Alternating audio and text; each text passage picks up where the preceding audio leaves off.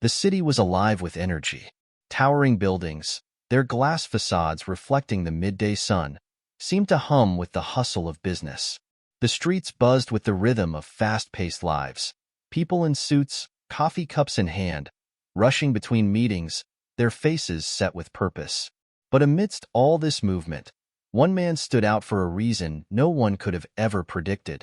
A man walked into a high-end bank on Fifth Avenue, dressed in a tattered coat, worn-out sneakers, and a disheveled, dirty hat pulled low over his eyes. His clothes were clearly old, probably donations from a shelter. His beard, thick and unkempt, gave the impression that he hadn't seen a razor in weeks, if not months. His name? Donald Trump. But no one recognized him. It wasn't supposed to happen this way. The former president, a figure known to millions, the center of every conversation, had decided to embark on an experiment, one that would shake him to his core. This wasn't some PR stunt or a campaign strategy. No, this was something far more personal. Trump wanted to experience life on the other side of the divide, to see what it felt like to be invisible, to be judged, to be dismissed.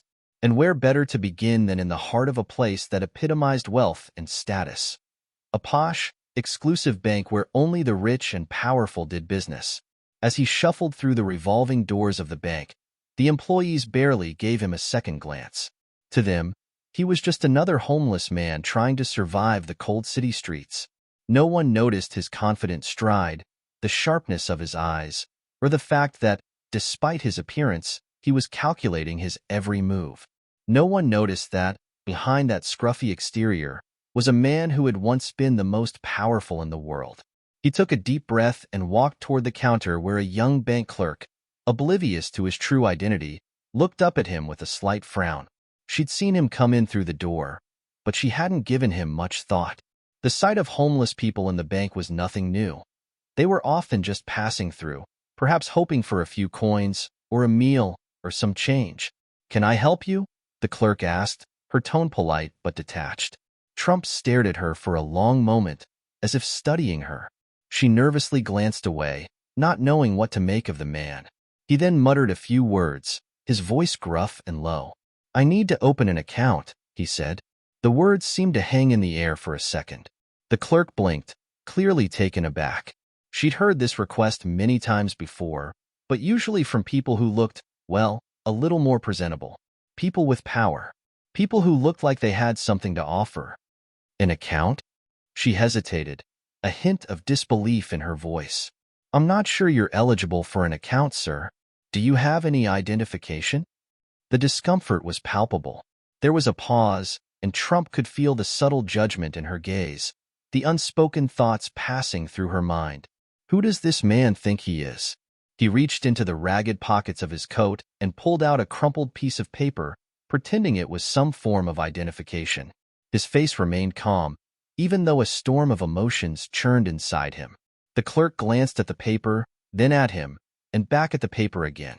"Sir, I'm afraid we can't open an account for you without proper documentation," she said, her voice laced with a mixture of politeness and condescension. Trump felt the sting. He had been rejected, dismissed, in a way he hadn't experienced in years. Sure, he had lost the presidency. Sure, he had faced lawsuits, scandals, and public humiliation. But this was different. This was something raw, something real. He stood there for a moment, his gaze locked on the clerk, who was now typing away at her computer, her back turned to him. He could feel the eyes of the other customers flicking over to him, judging him, silently passing judgment on his appearance, his presence. They were unaware, of course, that they were standing in the presence of a former world leader. But they didn't care. He wasn't important to them. Not here. Not now. Trump turned away from the counter and walked slowly toward the door. His heart beat faster, his thoughts a whirlwind of confusion, anger, and a strange sense of understanding. This was what it felt like to be invisible. This was what it felt like to be ignored, dismissed, rejected. As he stepped back into the bustling world outside, he couldn't help but think, how many people like him had walked through these doors? How many had been turned away with nothing more than a passing glance? The story was just beginning, And Trump was about to learn that life in the shadows was far more complicated and humbling than he ever expected. It wasn't supposed to be this way. Donald Trump had once stood at the pinnacle of power, commanding the attention of millions. For years, his name had been synonymous with wealth, success, and authority. As the 45th President of the United States, he had been one of the most recognized faces in the world. But now, after stepping down from office, life had become more complicated, more challenging, and at times, more isolating. In the months since his presidency ended, Trump had faced intense scrutiny, both in the media and in his personal life. The public's affection had shifted. Once hailed as a figure who could do no wrong, he now found himself in the midst of multiple legal battles, a flurry of controversies, and endless debates about his legacy. Despite his towering ego, there were moments when the weight of it all became too much to bear. His private life had not fared any better. The bond with his children, once strong and unbreakable, was strained. Ivanka, his daughter, had distanced herself, focusing on her own future and family. His sons, Donald Jr. and Eric, had tried to carry on the family business, but the spotlight was never the same without him. His relationship with his ex-wife, Ivana, had crumbled years ago, but there was still a quiet bitterness that lingered in the air every time they crossed paths. And Melania? She had become more of a mystery. Though they were still married, their lives had become more like parallel lines, never really meeting, never truly connecting. Trump had always been a man of extremes, loud, brash, unapologetic. But in the quiet moments, when the cameras weren't rolling and the rallies weren't happening, he found himself confronted by an uncomfortable truth. The world had changed, and he wasn't sure where he fit into it anymore. The decision to go undercover had been born from a strange mix of curiosity and desperation. Trump wanted to understand the lives of the people he had once dismissed, the ones who struggled daily, the ones who didn't have the luxuries that his millions afforded him. He had always spoken about helping the working class, but had he ever truly understood what that meant? The homeless, the unemployed, the forgotten? What were their lives really like? He didn't know the answer, and that scared him. His attempt to blend into this world was not just an exercise in empathy. It was his way of regaining control, of proving to himself that he still had the ability to understand the common man. Maybe he needed a wake-up call, something that would shake him out of his bubble and bring him back to reality. But even as he planned his experiment, there was an underlying question that troubled him. Could he really pull it off? Would people see through the disguise? And even if they didn't, what would he learn from it? Was it worth the risk? In a world that had known him as a billionaire businessman, a reality TV star, and a president, the idea of being seen as nothing more than a homeless man was unsettling. But that was the point, wasn't it? To experience firsthand the challenges that people on the streets faced, how they were treated, how they were ignored, how their struggles were minimized. As he stood in front of the mirror that morning, staring at his reflection, he hardly recognized the man he saw. The scruffy beard, the disheveled clothes, the gaunt expression. This was not the image the world had of him. But perhaps that was exactly what he needed. Trump's thoughts turned to his past. There had been a time when he felt invincible, when he felt like he could do anything, say anything, and the world would follow. But now, with every legal battle, every negative headline, and every protest, that feeling of invincibility was fading. He wasn't the center of attention anymore. He wasn't the man everyone looked up to, the man with all the answers. In many ways, it felt like he had lost himself. And the more he thought about it, the more he realized. He wasn't the only one who had been forgotten. The homeless, the forgotten, the overlooked, they, too, were invisible. It was in this moment, standing there in the silence of his apartment, that he made up his mind. He would go undercover. He would walk in the shoes of those he had so often dismissed, those who had no power, no voice. And maybe, just maybe, he would learn something about the world and about himself that he could never have understood from the high towers of Trump Tower or the White House. It was time for him to confront the world from the bottom up. The days blurred together as Donald Trump continued his experiment. Each day he wandered the streets, watching the world pass him by, unnoticed and ignored. He had assumed it would be difficult to live as a homeless person, But nothing could have prepared him for the sting of invisibility. In the past, he had been used to being the center of attention, whether at rallies, in boardrooms, or in the media. But now, on the crowded streets of New York City, he was a ghost. No one made eye contact with him. People walked by, their gazes skimming over him as though he were part of the pavement beneath their feet. He had never known what it was like to feel this small. But it wasn't just the rejection he was unprepared for. It was the lack of humanity. He had expected a few sympathetic glances, maybe a couple of offers for food or change. But instead, he was met with indifference. If anyone did speak to him, it was usually a sharp remark, a rude dismissal, or a glance full of pity, as if his very existence was something to be avoided. It was noon on a particularly cold Thursday when Trump decided to revisit the bank. He had been trying to get used to the way people treated him, but today felt different. Something about the way the world seemed to ignore him was getting under his skin. He shuffled down the familiar marble steps into the opulent lobby of the bank, his eyes hidden beneath the brim of his dirty hat. The air smelled faintly of fresh paper and expensive leather, and the glossy floors gleamed in the soft light. People in tailored suits moved through the space, their footsteps purposeful, their voices calm and collected. For a moment, he wondered if anyone would even notice him at all. He approached the counter, where a different teller stood this time, a young man, no older than 25. The man was absorbed in a phone call, oblivious to Trump's presence. Trump stood there for a moment, shifting his weight uncomfortably, waiting for the man to acknowledge him.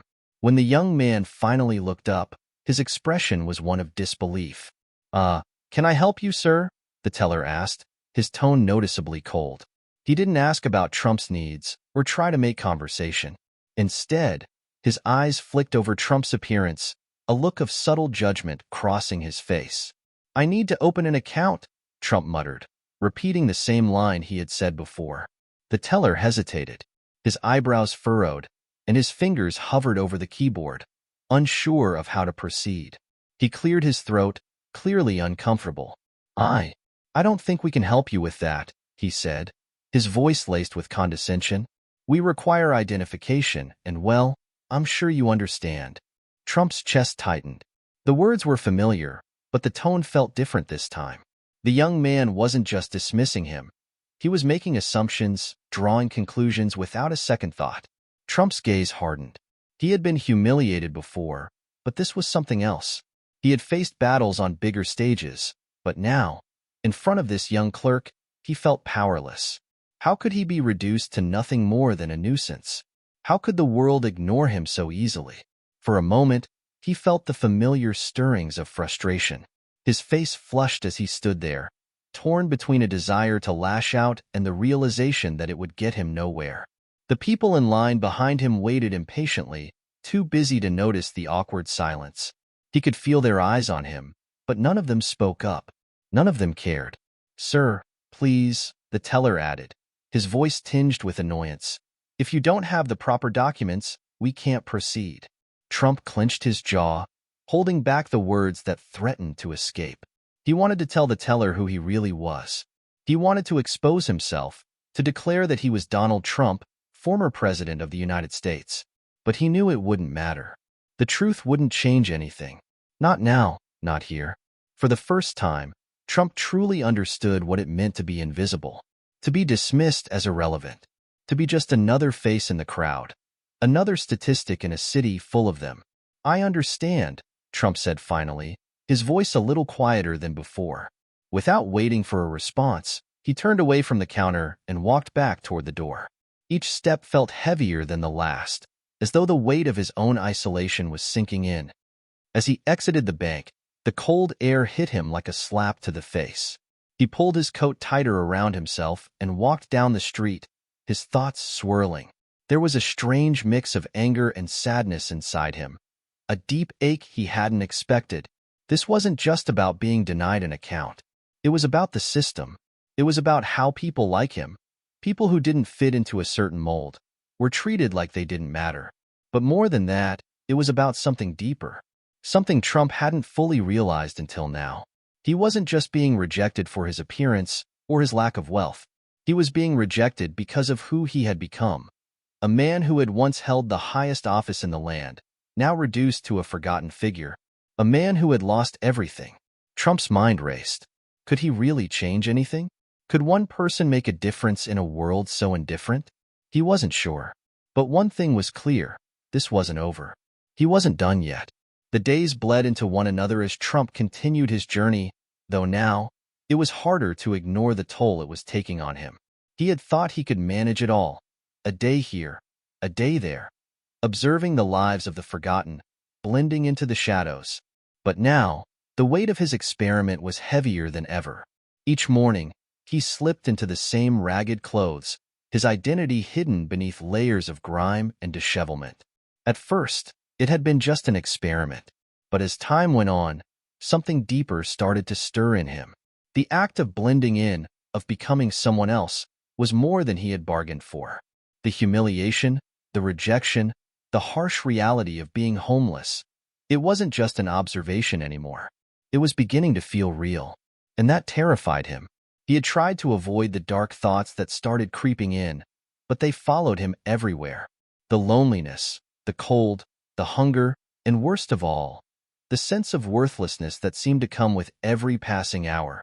Even though he had wealth beyond measure, his pride was his greatest asset. And in this new life, stripped of everything that made him Donald Trump, that pride was slipping through his fingers like sand. One chilly afternoon, he found himself wandering through Central Park, the trees bare and shivering in the early winter winds. His breath misted in front of him as he walked past joggers and families with children, all of them moving quickly, oblivious to the man who lingered on the bench, watching them with hollow eyes. Trump sat there, the sounds of the park echoing around him, the distant laughter and chatter of others a sharp contrast to the isolation he felt. His stomach growled, but he ignored it. Hunger wasn't new to him. He'd experienced it before, in his early years when he was trying to make a name for himself in the real estate world. But now, hunger felt different. It gnawed at him in a way he couldn't escape. He thought back to his days in the White House, the endless banquets, the luxurious meals, the access to the best food, the finest wine, the most extravagant everything. In those days, even the smallest inconvenience had seemed like a crisis. How foolish he had been. He had never understood the desperation of people who didn't have the comfort of food or shelter, but now he was living it. A group of tourists passed by, their laughter echoing through the park. Trump noticed how they glanced at him quickly, their eyes flicking away as if he were invisible. But then, one woman stopped. She was holding an iced coffee in one hand and a phone in the other, scrolling through it absently as she stood in front of him. There was something almost familiar about her. Her blonde hair, the way she carried herself. She looked at him, then did a double take. Her eyes widened slightly. "Excuse me, are you okay?" she asked, her voice softer now, with a hint of concern. Trump blinked, surprised. This was the first time someone had spoken to him without an underlying judgment. She didn't look at him with disdain or pity. It was almost like she truly saw him. "I'm fine," he muttered, his voice rough from disuse. He didn't want her sympathy. He didn't want to appear weak. But she wasn't convinced. "Are you sure? You don't look well. Can I help you with something? Maybe I can get you something to eat?" For a moment, he considered her offer. He was hungry, starving actually, but he knew what that would mean. To accept the help of a stranger, to admit that he was vulnerable, would go against everything he had ever known. "No, I'm fine," he repeated more firmly. She didn't push him, but there was an awkward pause before she spoke again. "Okay, well, take care of yourself. Stay warm, all right?" She turned and walked away, but Trump's eyes followed her for a moment longer than necessary. For a brief second, something shifted inside him. He had been invisible for so long, dismissed by everyone he had once commanded. But this woman, she had seen him, not as a homeless man, not as a figure to be avoided, but simply as a human being who needed help. It was a fleeting moment, but it felt significant. Trump continued to sit there for a while, the crowd around him moving on with their lives, their worlds spinning faster than his own. His mind raced. The judgment he had felt for so long began to feel like a heavy burden, one he couldn't carry anymore. The world wasn't kind to people like him now. The world had moved on, and he was left, on the outside, watching it all unfold. He thought of the bank, the clerk's cold rejection, the feeling of being dismissed with a flick of the wrist. He thought about the power he had once wielded, how people had hung on his every word, fought for his approval. He had been a man who could change the course of nations, a man who could dictate the direction of the free world. But here, on the cold bench in Central Park, he was just another face in the crowd. Was this the lesson? Was this the humbling experience he had sought? To be forgotten, ignored, cast aside? To feel the sting of judgment from those who had never known his struggles, and to realize that, in the end, he was just like them, the forgotten, the unnoticed? A part of him wanted to rise above it all, to confront the world that had turned its back on him. He could go back to his wealth, his power, his old life. But another part, the part he had tried to silence, whispered that there was no easy way out, no quick fixes. If he truly wanted to understand, truly wanted to change, he would have to face the reality of his own insignificance.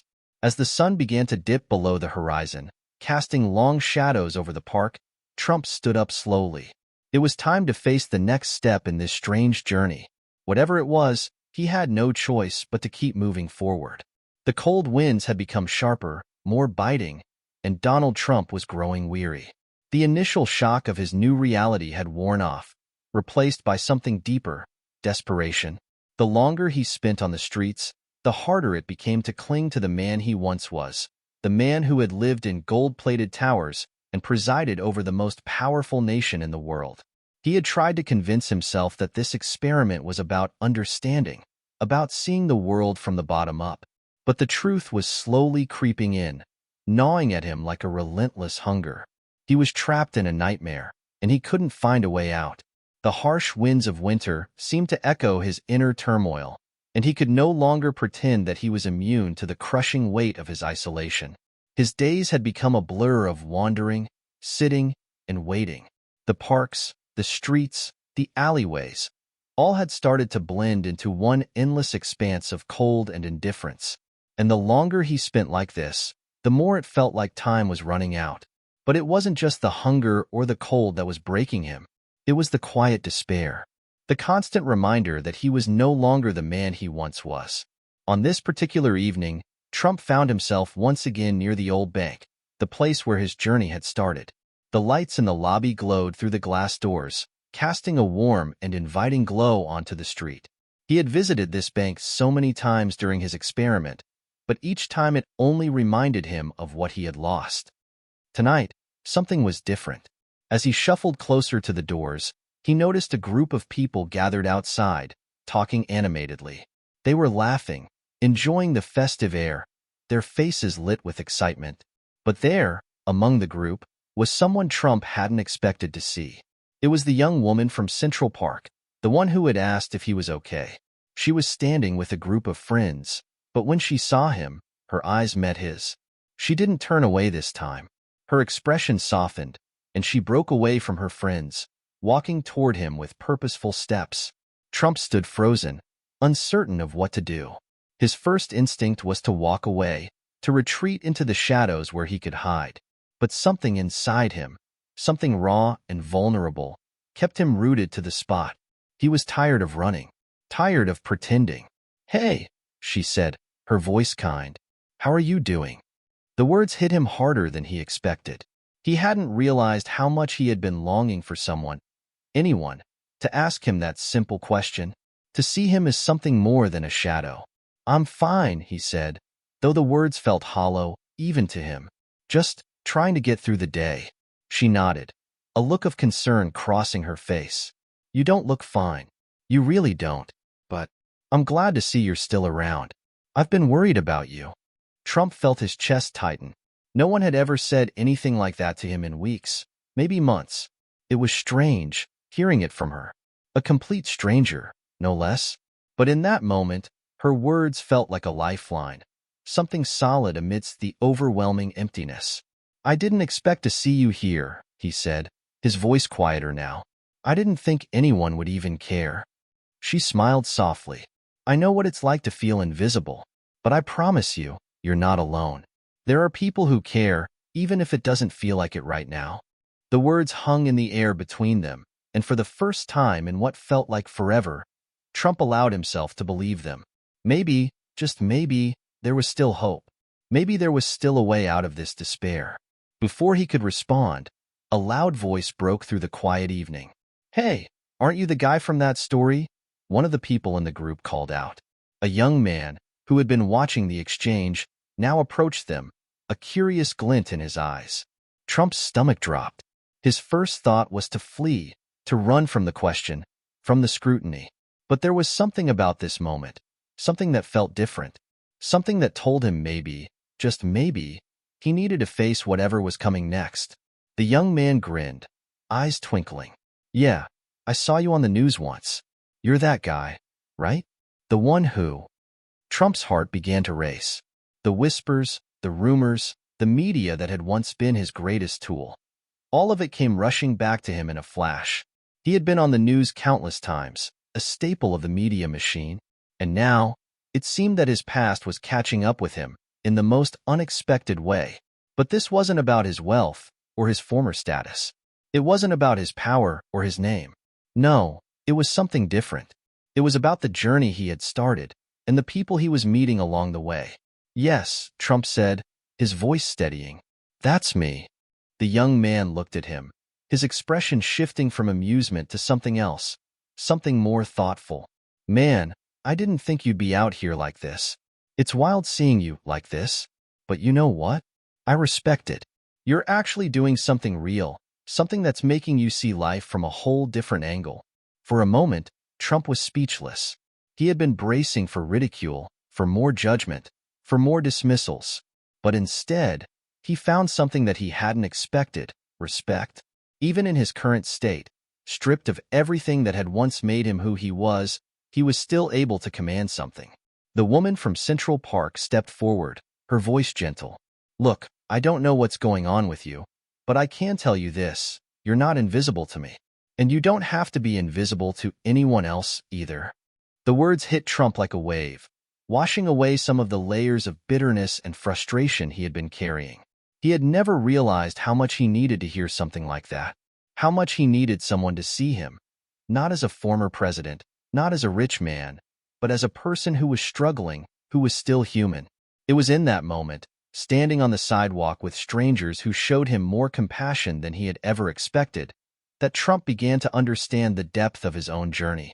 It wasn't about regaining his old power. It wasn't about proving something to the world.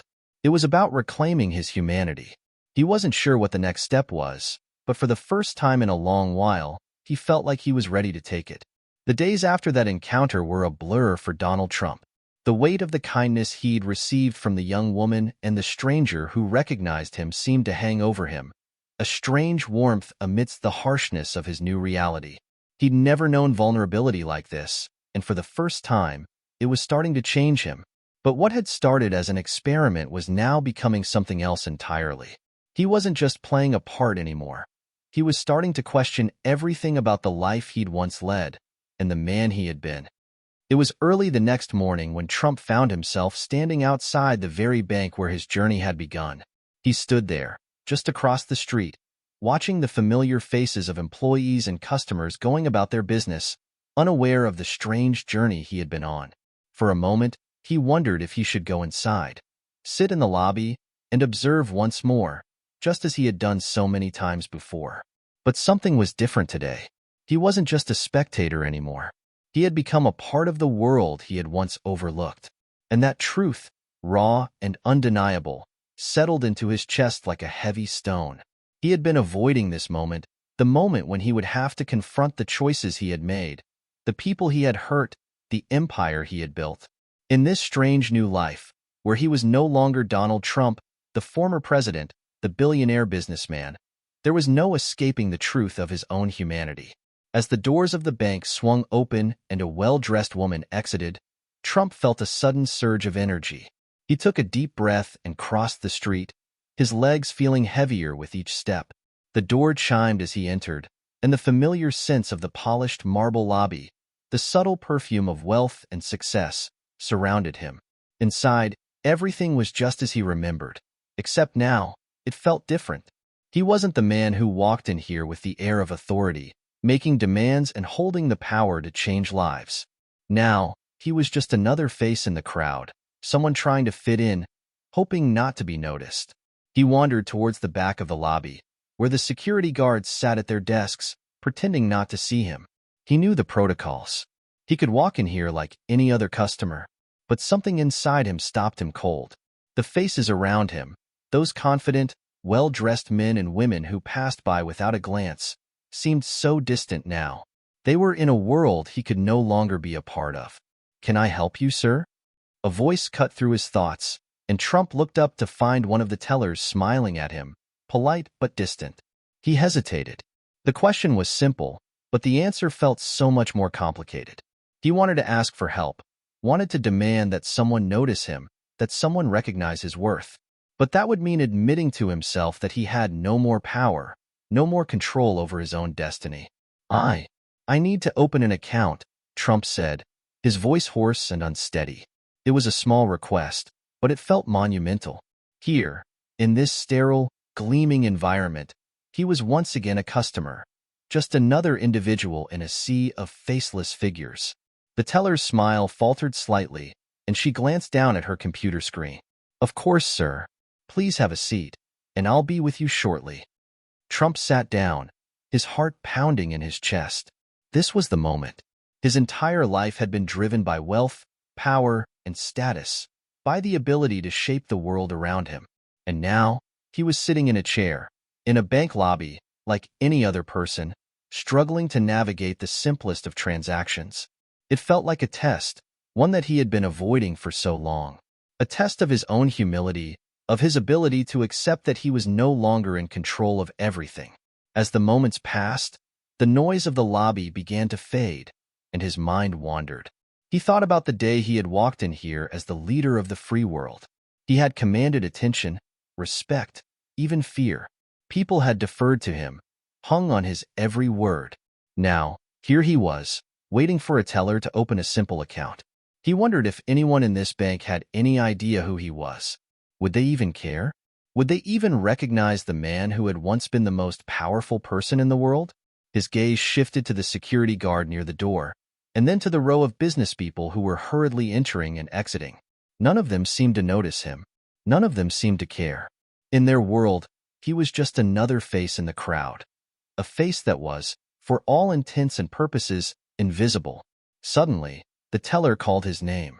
"Mr. Trump, if you'll follow me, we can begin the process." He stood up, forcing his legs to carry him across the room. He felt the weight of the world on his shoulders, his past, his mistakes, his pride, pressing down on him. This wasn't about money anymore. It wasn't about the empire he had built. It was about something far more significant. The realization that all of it, the fame, the fortune, the power, could vanish in an instant. And when that happened, what was left? Who was left? The teller led him to a desk, and as he sat down, she began to ask him the standard questions. But Trump couldn't focus on the paperwork. He was lost in his own thoughts, the silence pressing down on him like a weight. The bank that had once symbolized his greatest achievements now felt like a reminder of everything he had lost. It wasn't just the wealth or the power that had slipped away. It was the very identity he had built for himself, the sense of certainty, the unshakable belief that he was someone special. Now, that man seemed like a stranger to him. "Mr. Trump, do you need anything else today?" the teller asked, breaking the silence. Trump blinked, momentarily disoriented. He looked at the woman, then down at the account forms in front of him. What did he need? What could he possibly ask for? He realized in that moment that the answer was simple: nothing. For the first time in his life, he was no longer in control of the situation. He had no answers, no grand plans, no illusions of grandeur. All he had was this moment, this small step into a new reality. And in that reality, there were no shortcuts, no easy way out. "I'm fine," he said quietly, his voice steady, but with an undertone of resignation. And with that, the truth finally hit him. The world had changed, and he had to change with it. The days following his visit to the bank became a blur. Trump's mind was in turmoil. The strange mixture of nostalgia for his former life and the growing awareness of his own vulnerability made it difficult for him to focus. His time on the streets, disguised as a homeless man, had shattered many of the illusions he'd clung to for so long. But that moment at the bank, sitting at the desk with the mundane forms in front of him, had struck him like a thunderclap. It was a turning point, the beginning of his internal reckoning. His experiment was no longer just about understanding homelessness. It was about understanding himself. Who was Donald Trump now, without the power, without the wealth, without the title that once defined him? The question lingered, taunting him at every turn. He found himself in an alleyway one cold evening. Huddled in a corner, Trump sat down, his heart pounding in his chest. This was the moment.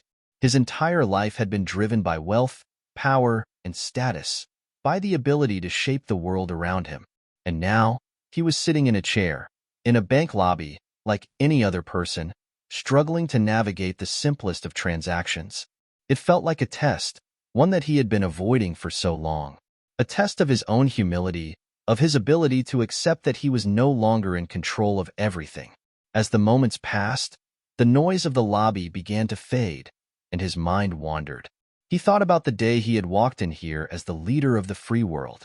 He had commanded attention, respect, even fear. People had deferred to him, hung on his every word. Now, here he was, waiting for a teller to open a simple account. He wondered if anyone in this bank had any idea who he was. Would they even care?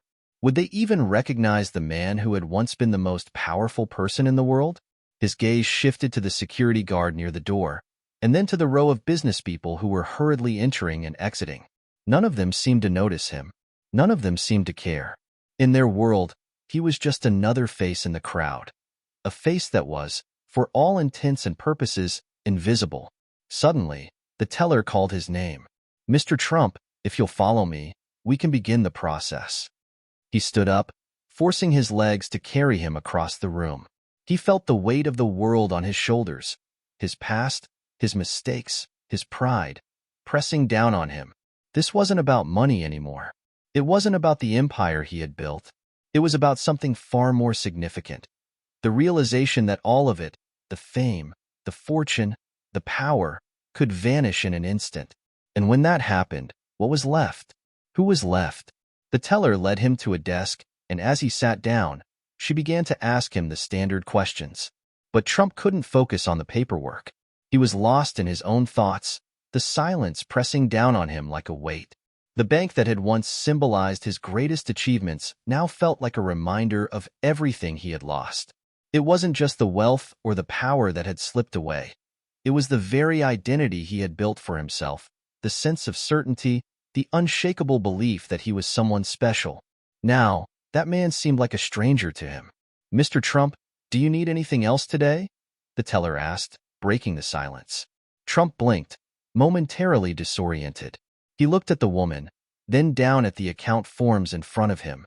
What did he need? What could he possibly ask for? He realized in that moment that the answer was simple. Nothing. For the first time in his life, he was no longer in control of the situation. He had no answers, no grand plans, no illusions of grandeur. All he had was this moment, this small step into a new reality. And in that reality, there were no shortcuts, no easy way out. "I'm fine," he said quietly, his voice steady, but with an undertone of resignation.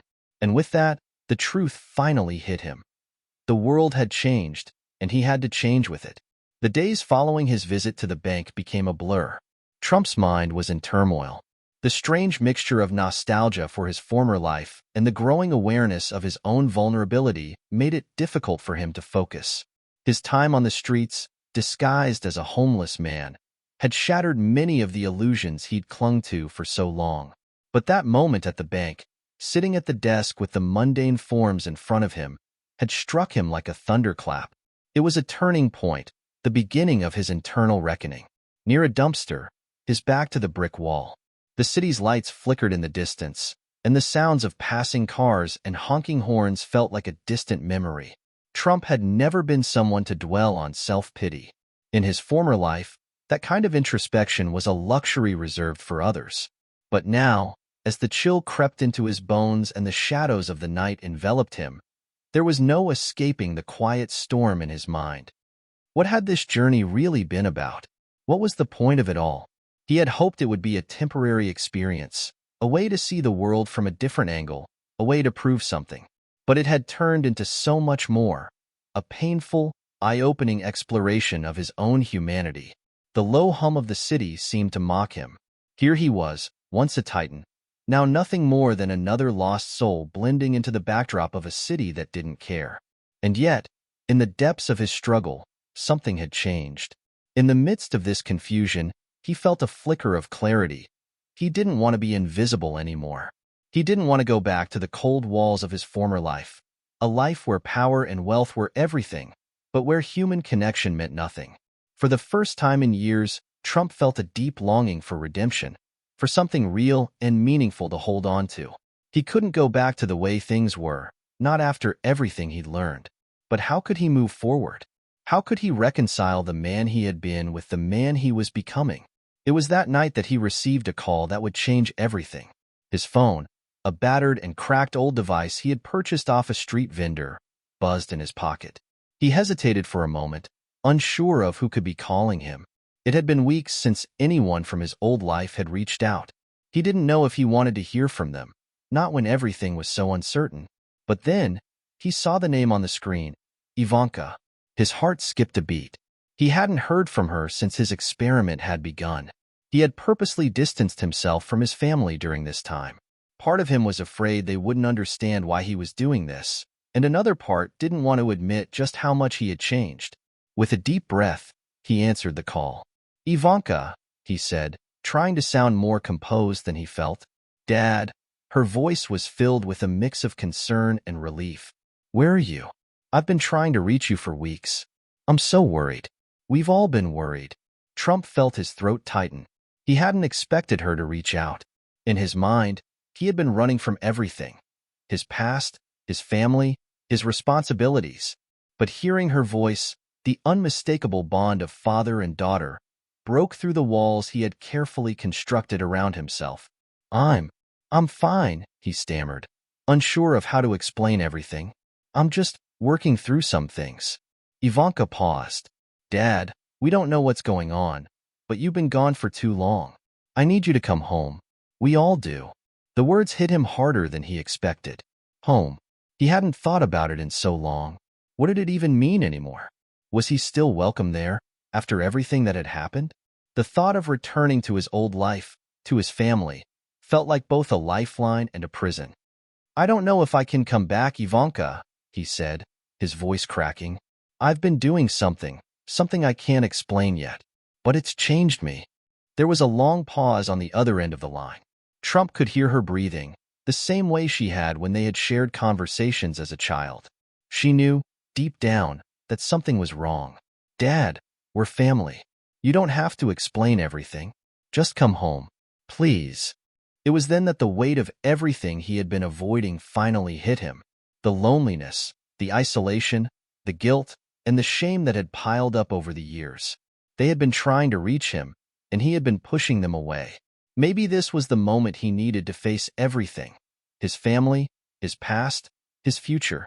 Maybe this was the moment he could begin to rebuild himself, not as the man who had it all, but as someone who had lost it all and was trying to find his way back.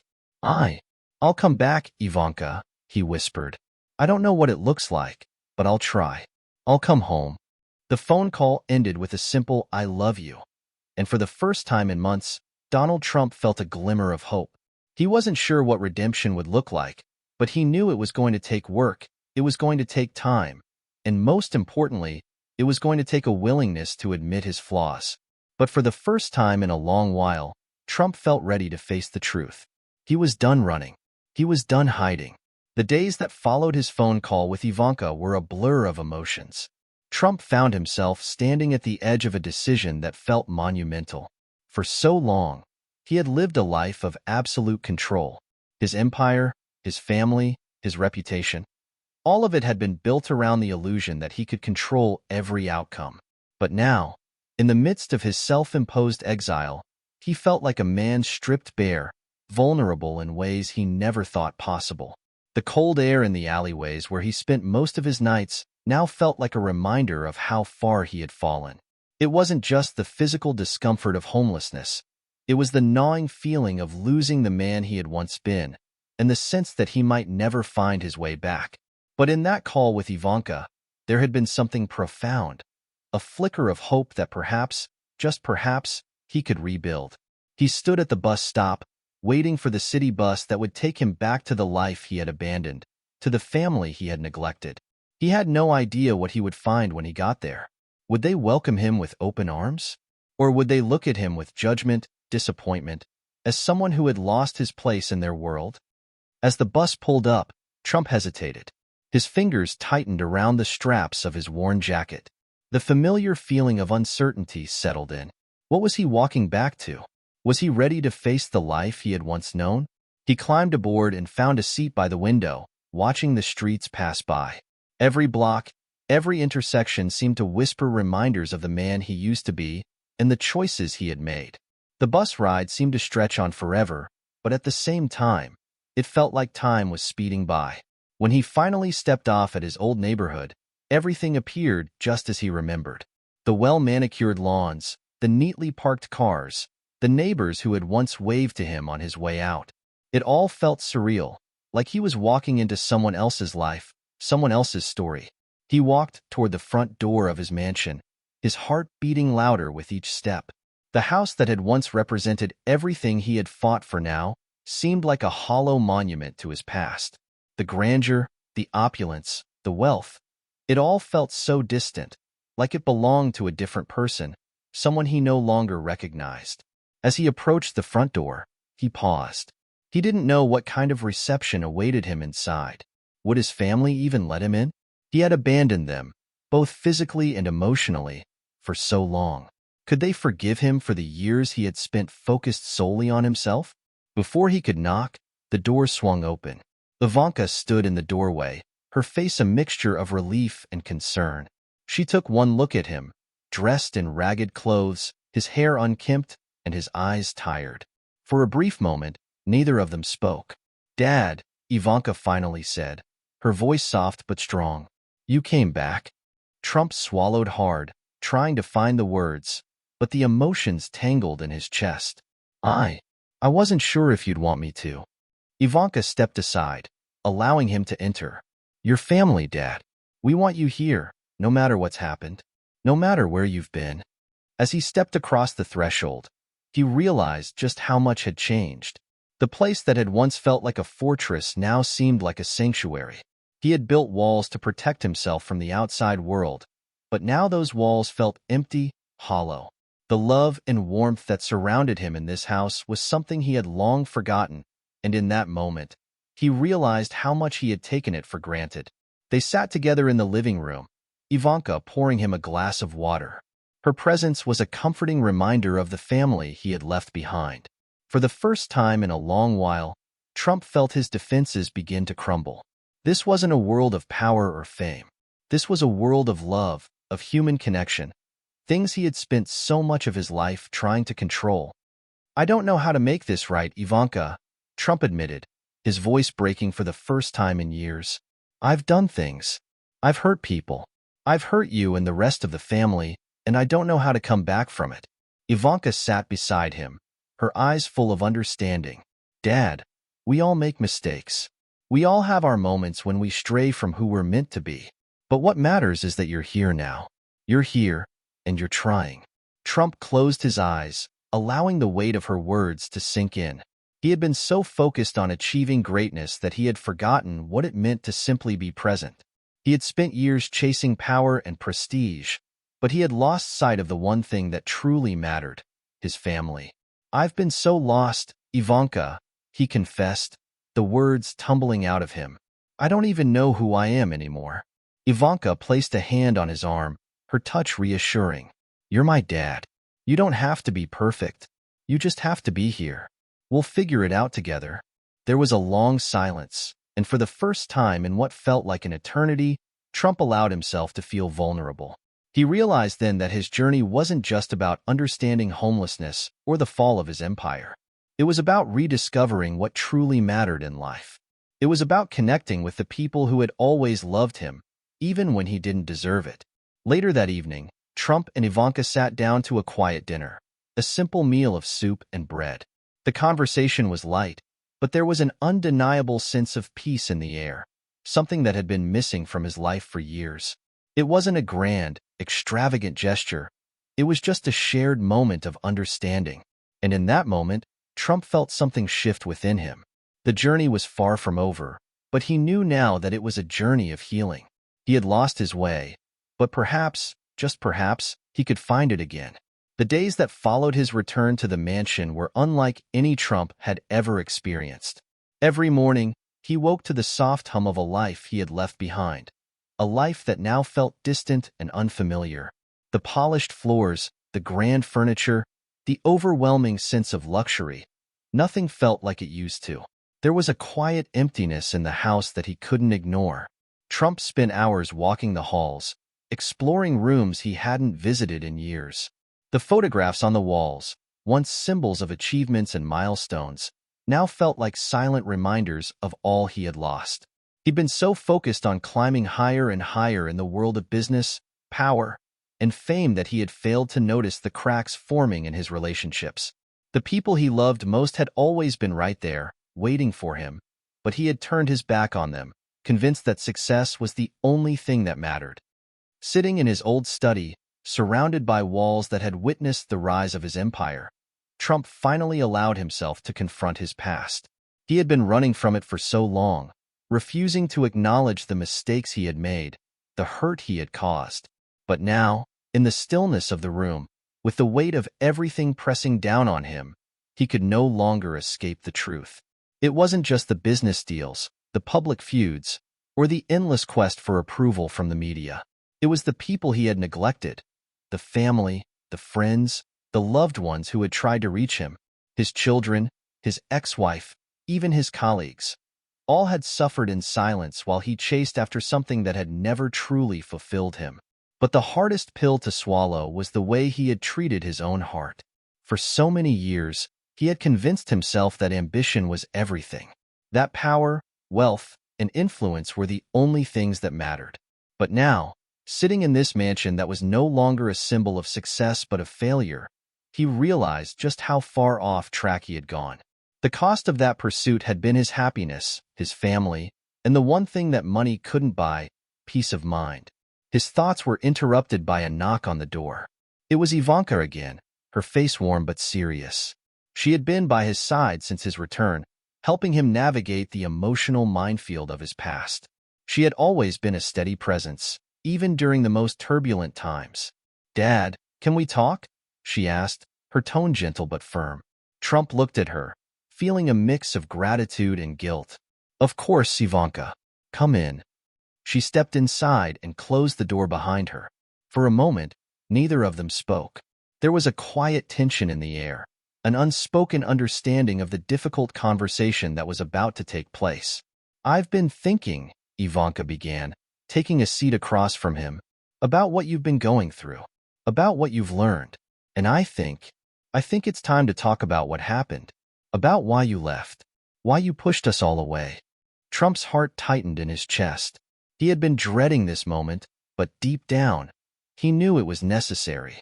He had to face his actions, the decisions he had made, and the hurt he had caused.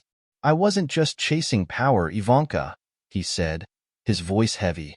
"I was running. I was running from everything that scared me, from the idea that maybe I wasn't enough, that maybe if I didn't keep pushing forward, I'd be left behind. I thought that success was the answer to everything, but in the end, it was all just empty. I lost sight of the people who mattered the most, the people who loved me." Ivanka listened carefully, her expression softening with each word he spoke. She had known, deep down, that her father had been struggling with something deeper than what the world saw. But hearing him admit it, hearing him acknowledge the pain he had caused, made her believe that maybe he was finally ready to face the truth. "Dad," she said after a long pause, "I don't think you ever stopped loving us. I think you just got so wrapped up in everything else that you forgot how to love yourself. And that's what hurt us. We didn't want your money or your fame. We just wanted you. We wanted you to be there for us, to show up, to be present. Trump closed his eyes, feeling the sting of her words. It was the truth he had been avoiding for so long.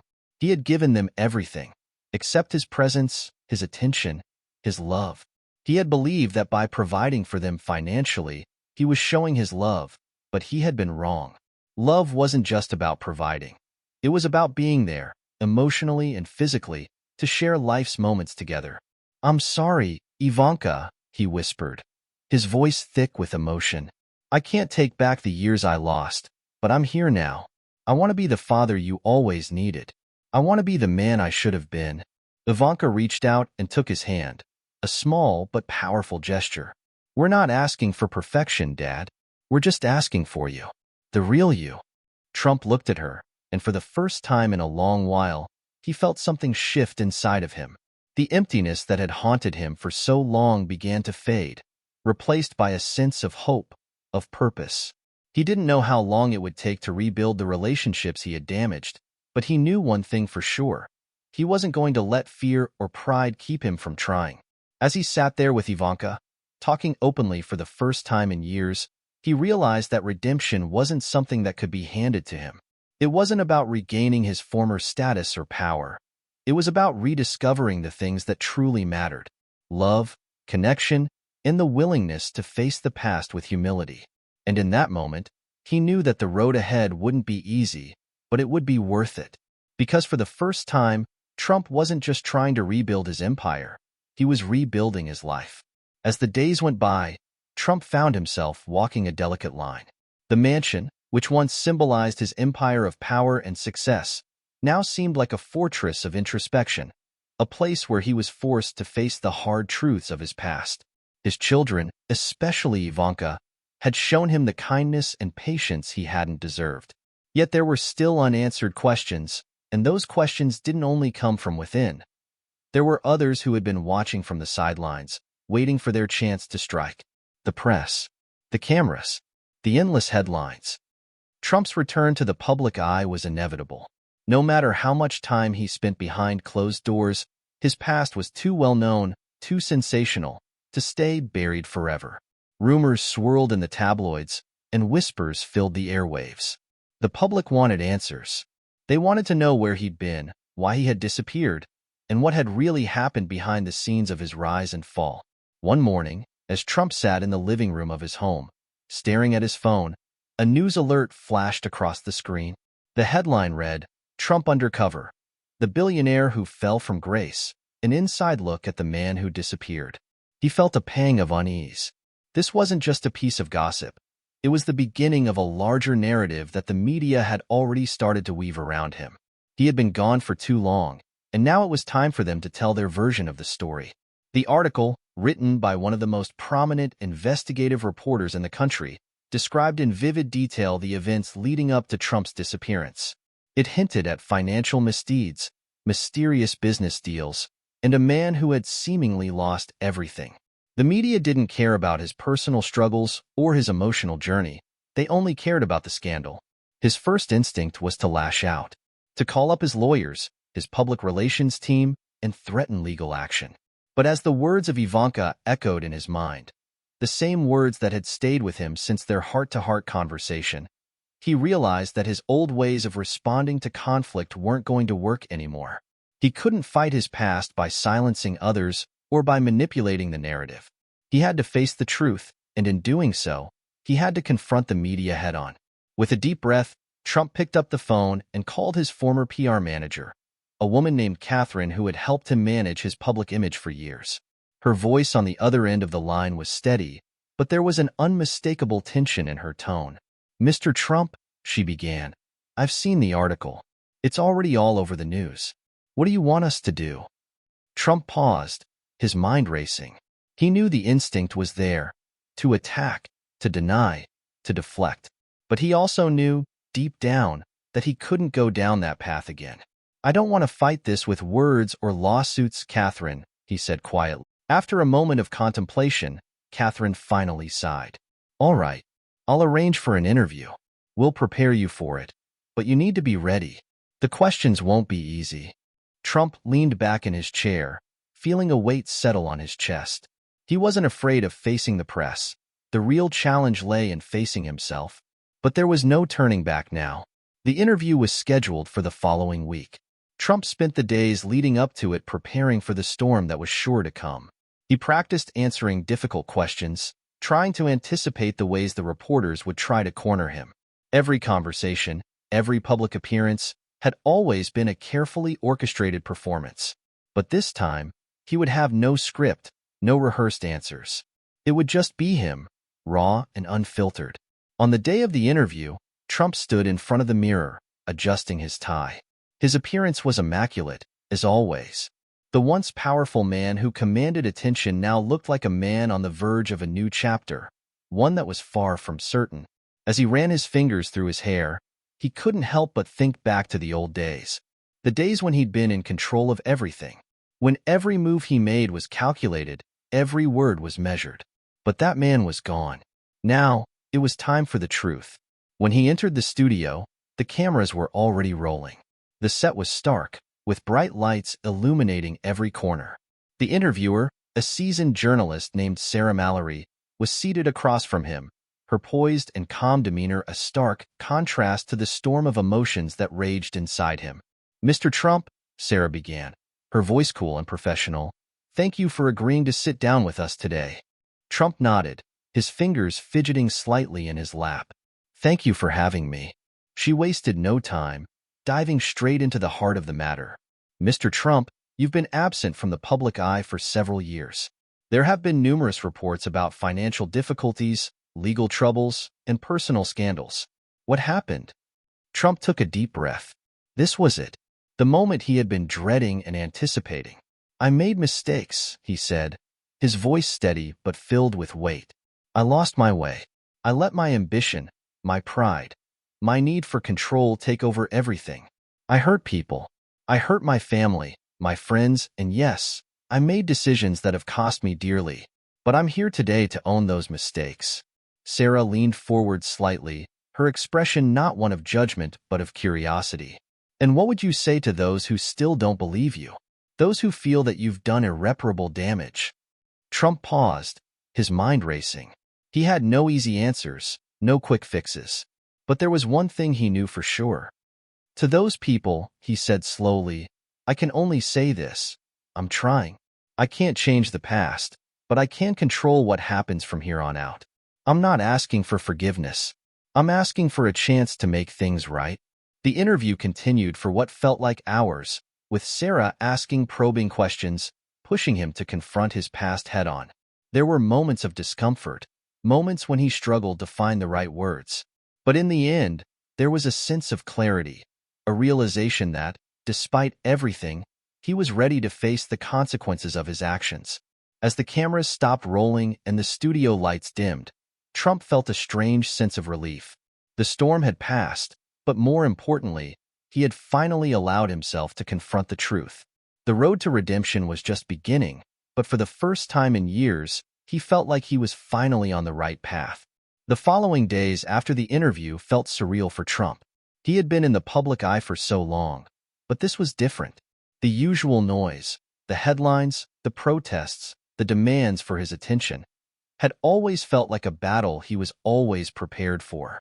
But now, it felt as though the battle was with himself. After the interview aired, the reactions were swift and relentless.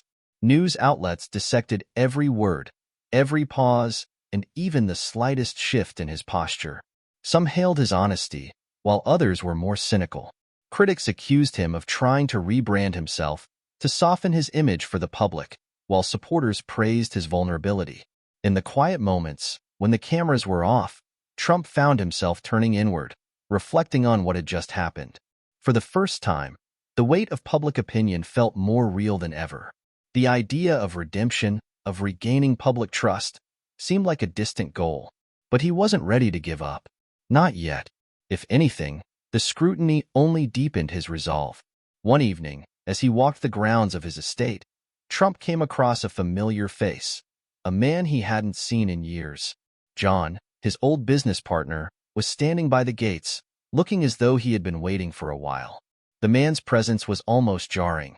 a reminder of the world Trump had once lived in, but he wasn't in the mood for evading old connections. He approached John, who looked up and offered a tight smile. "John," Trump said, extending his hand, "it's been a long time." "I wasn't sure you'd want to see me," John replied, his voice thick with years of unspoken history. Trump gestured for him to follow him down the long stone pathway, the two men walking in silence for a few moments before Trump broke it. "What brings you here?" John paused, seemingly calculating his response. "I saw your interview, and I've been thinking about things." Trump raised an eyebrow. "Thinking about what?" "The past," John said, stopping to face him. "You know, we both built this empire together. I watched you go from nothing to everything, and I always admired your drive, your vision. But lately, I've been wondering about what it cost." Trump's heart sank. This was exactly the kind of conversation he had been avoiding. "It cost a lot," he said, his voice flat. "Too much." John didn't say anything for a long while. He just stood there, looking at Trump as if waiting for him to elaborate. Finally, he spoke again, his voice softer now. "I know we've both made our mistakes, but I'm not sure people will ever see you as anything other than what they remember." Trump was taken aback. "And what is that?" "The man who built his empire on the backs of others, the one who would do anything to stay on top," John said quietly. "You've changed, but can the world change its view of you? Will they let you back in?"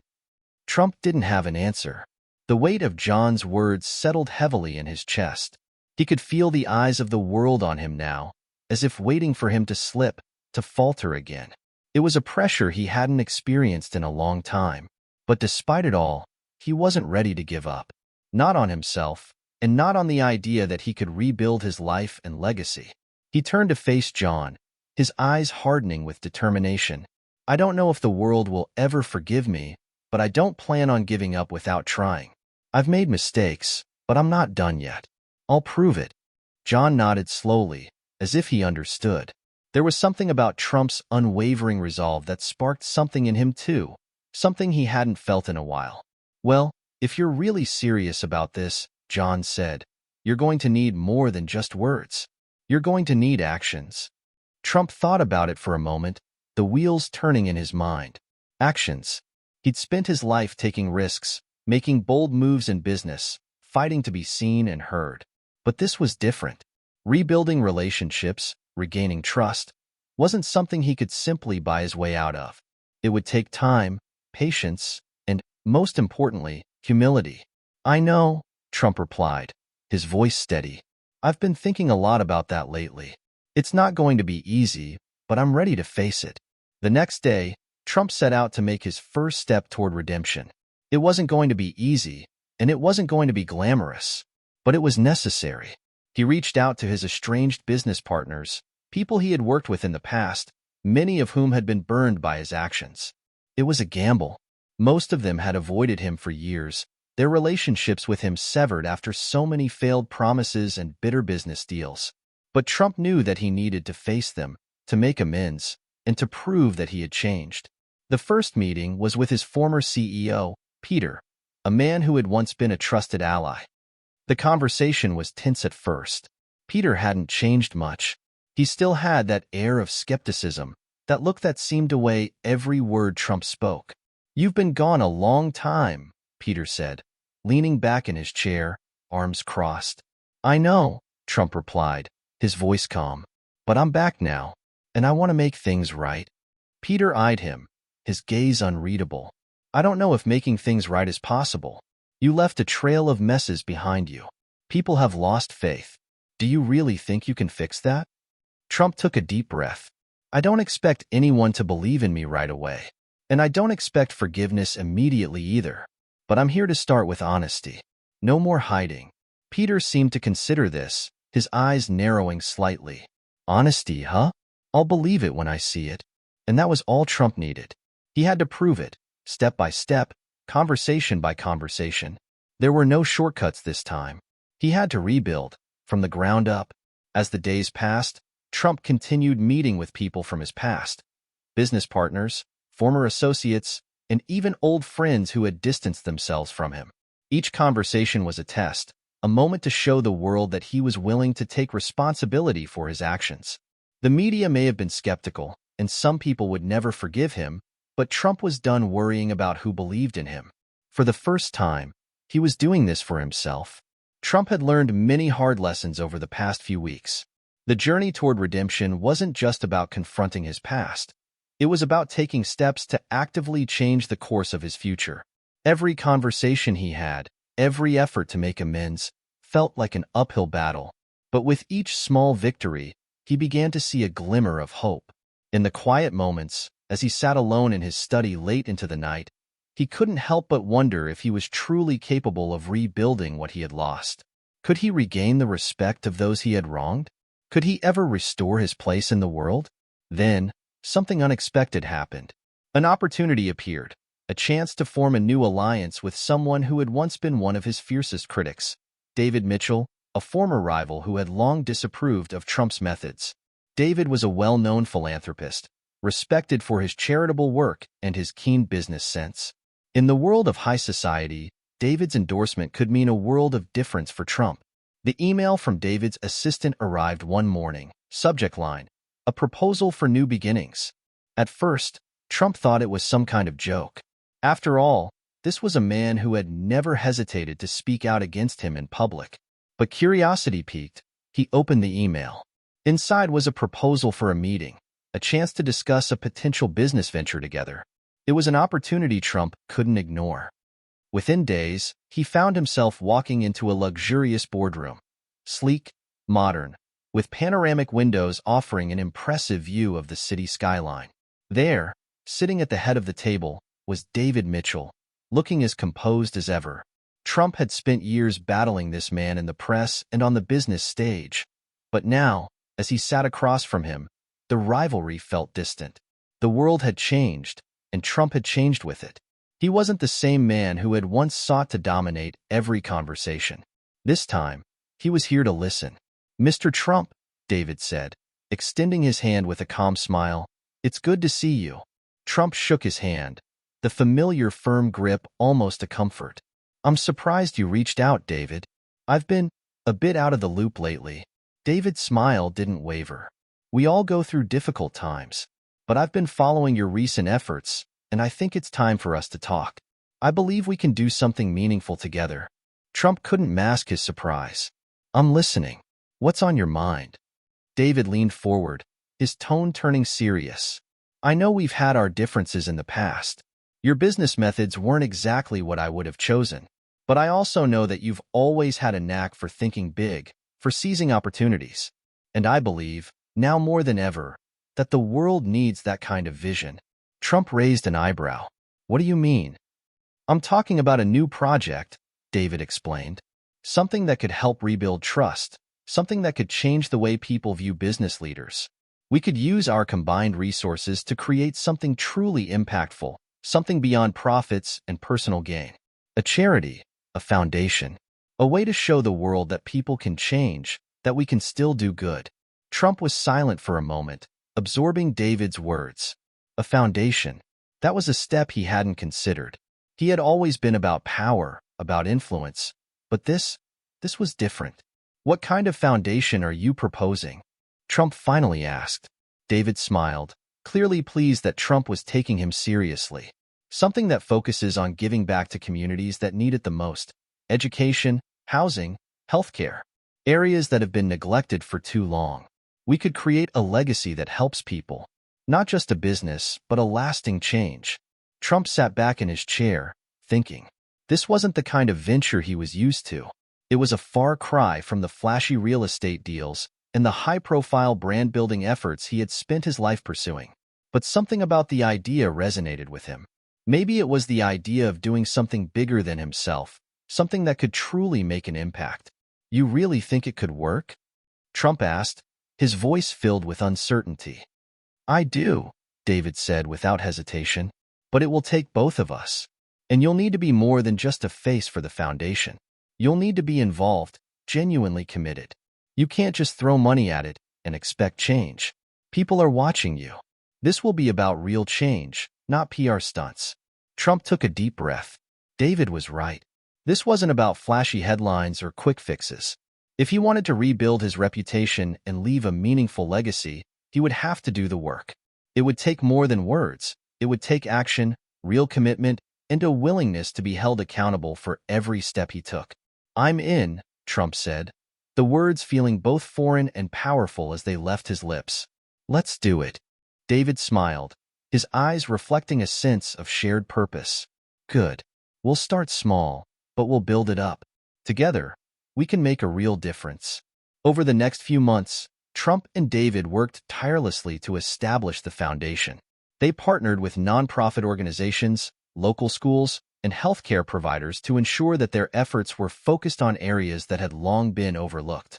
The media followed every move they made, scrutinizing their every decision. But this time, Trump wasn't afraid of the spotlight. He knew that the work he was doing now would speak for itself. In the early days, there were struggles. Many people questioned whether Trump's involvement was genuine. Was this just another attempt at redemption? Or was he truly committed to making a difference? But as the foundation began to make real strides, funding scholarships for underprivileged children, providing homes for homeless families, and offering health care to those who couldn't afford it, something began to change. Slowly but surely, people started to take notice. The media started to focus less on his past and more on the work he was doing in the present. Trump's reputation didn't change overnight. It couldn't. But with each new initiative, with every life he touched, he began to see the possibility of something he had once thought impossible: redemption. In a quiet moment one evening, as Trump sat at his desk reviewing the foundation's latest reports, Ivanka entered the room, a soft smile on her face. She sat down across from him, her eyes warm but full of curiosity. "You're doing it, aren't you?" she asked. Trump met her gaze, his expression thoughtful. "I'm trying. It's a long road, Ivanka, but I think I can get there." She smiled, her pride evident. "I'm proud of you, Dad." Trump nodded, feeling a sense of peace settle over him. For the first time in a long time, he wasn't focused on what he had lost. Instead, he was focused on what he could still do, what he could still build. As the months passed, the foundation gained more traction. What had once been a fleeting idea now grew into a full-fledged movement, one that people couldn't ignore. Local communities began to feel the impact of the initiatives. Schools were receiving better funding, families were finding homes, and people were getting access to health care they had never dreamed possible. Slowly but surely, Trump's vision was beginning to manifest into tangible change. But even as the foundation flourished, there were those who remained skeptical. Some of Trump's fiercest critics, who had always viewed him as a symbol of greed and self-interest, refused to acknowledge any positive shift. They watched closely for signs of failure, for moments where he might slip back into his old ways. Yet, Trump found himself increasingly focused not on the doubters, but on the real stories of transformation happening in the communities they were touching. There were children who could now go to college without the heavy burden of student debt. There were families who, just a year ago, had been living in shelters, now housed in stable homes. For the first time in a long time, Trump felt a sense of purpose that went beyond power, money, or fame. One afternoon, as Trump was reviewing reports in his office, he received an unexpected call. It was from one of his old rivals, Tony Grayson, a man who had always been a thorn in his side during their business dealings. Tony had often ridiculed Trump in the press, dismissing him as a showman with little substance. Yet, the voice on the other end of the line was surprisingly respectful. "Donald," Tony began, "I've been following your work with the foundation. I'll admit, I didn't expect you to stick with it, but I've been hearing some impressive things." Trump leaned back in his chair, surprised by the call. "Tony, this is unexpected. I thought you'd be the last person to congratulate me." "I was wrong," Tony replied. "You've been doing things that I never thought you were capable of. Real things. Things that matter. I guess I wanted to call and, well, say I'm impressed." Trump chuckled, a hint of disbelief in his voice. "I appreciate that, Tony. You've always been tough on me, but I respect your honesty." Tony paused before continuing. "Look, I don't know if you're planning to expand this foundation of yours, but I've got some connections. Some people who might be able to help get it to the next level. I think what you're doing is important, and I want to be a part of it." Trump felt a wave of gratitude wash over him. It was an unexpected offer, but it spoke volumes. In that moment, Trump realized that this wasn't just about rebuilding his own reputation. It was about creating something that could bridge divides across old rivalries, personal differences, and even political ideologies. "Tony, that's exactly what I need," Trump said, his voice sincere. "Let's talk about how we can make this bigger. Not just for me, but for everyone who needs it." In the weeks that followed, Tony's involvement opened new doors for the foundation. His business connections helped secure large donations and resources, allowing Trump's team to expand their efforts even further. They were now able to reach more people, support more initiatives, and provide greater assistance to those in need. But beyond the financial support, Tony's involvement symbolized something deeper: the possibility of reconciliation, of putting aside past differences for the greater good. It was a realization that no one was beyond redemption, and that sometimes the most unlikely alliances could create the most powerful change. One evening, as Trump sat at his desk, his phone buzzed with a notification from his foundation's social media accounts. The post was a picture of a young girl, standing proudly in front of her new school, holding a scholarship certificate. The caption read, "Thanks to the Trump Foundation, I'm going to college." Trump stared at the picture for a moment, a feeling of warmth spreading through him. It was one of those moments where all the hard work, the doubt, the criticism, everything felt worth it. This was what he had set out to do. Not for the glory, not for the headlines, but for this young girl, and for the countless others whose lives had been changed. In the following days, the media began to shift its focus. The narrative about Trump's past was slowly being replaced with stories of the foundation's work. No longer was he just the billionaire businessman or the controversial figure. He was now becoming known as a philanthropist, a man who had used his influence to make a real difference. It wasn't a perfect transition. There were still skeptics, still those who doubted his sincerity. But for the first time in years, Trump felt as though he was on the right path. The journey was long, and the road was still uncertain, but he had begun to make his mark in a way that mattered. One night, as Trump sat down to dinner with his family, Ivanka raised a toast. "To new beginnings," she said, smiling at her father. "To taking responsibility and making the world a better place." Trump raised his glass, his eyes meeting hers with a mixture of pride and gratitude. It wasn't just about the foundation or the people they were helping. It was about the people who had always believed in him, the ones who had stuck by him through the darkest times. "Here's to new beginnings," Trump echoed, his voice filled with emotion. "And to never giving up." As the clink of glasses filled the room, Trump realized that this was just the beginning. The work was far from over, and there would be more challenges ahead. But for the first time in a long time, he had faith in the journey. And with the support of those around him, he knew he could continue making a difference, one step at a time. As the foundation's impact grew, so did the attention surrounding it. What had begun as a modest initiative quickly escalated into a media frenzy. Trump, for all his past experience with publicity, now found himself navigating a new, unfamiliar kind of spotlight. This wasn't about celebrity or real estate. It was about scrutiny of his actions and intentions, and for the first time in his career, the stakes felt different. The phone calls from reporters became more frequent, the questions more pointed. Everyone wanted to know if this was just a phase, if Trump was merely using the foundation as a way to climb back into the good graces of the public, or if he was truly committed to making lasting change. Critics still lurked around every corner, ready to pounce on any misstep, any inconsistency. But with each question, with each new headline, Trump felt the weight of responsibility growing heavier. The foundation's successes were undeniable. Lives were being changed, children were going to school, families were being housed. But there was always that lingering question. Would the world truly believe in his transformation? One afternoon, after a particularly grueling press conference, Trump sat down with his closest advisors. Ivanka, Jared, and David Mitchell were all present, each offering their thoughts on the direction the foundation was taking. "Dad, we're getting great feedback from the people who matter," Ivanka began, her voice calm and reassuring. "But the media still isn't convinced. The public needs to see the depth of what we're doing. They need to hear more than just words. They need to see results." Trump nodded thoughtfully, absorbing her words. He had always been a man of action, but now, the pressure to show results wasn't just about making a deal or closing a project. It was about proving to the world that he was capable of more than his past. "You're right," Trump said. "We need to double down on the initiatives.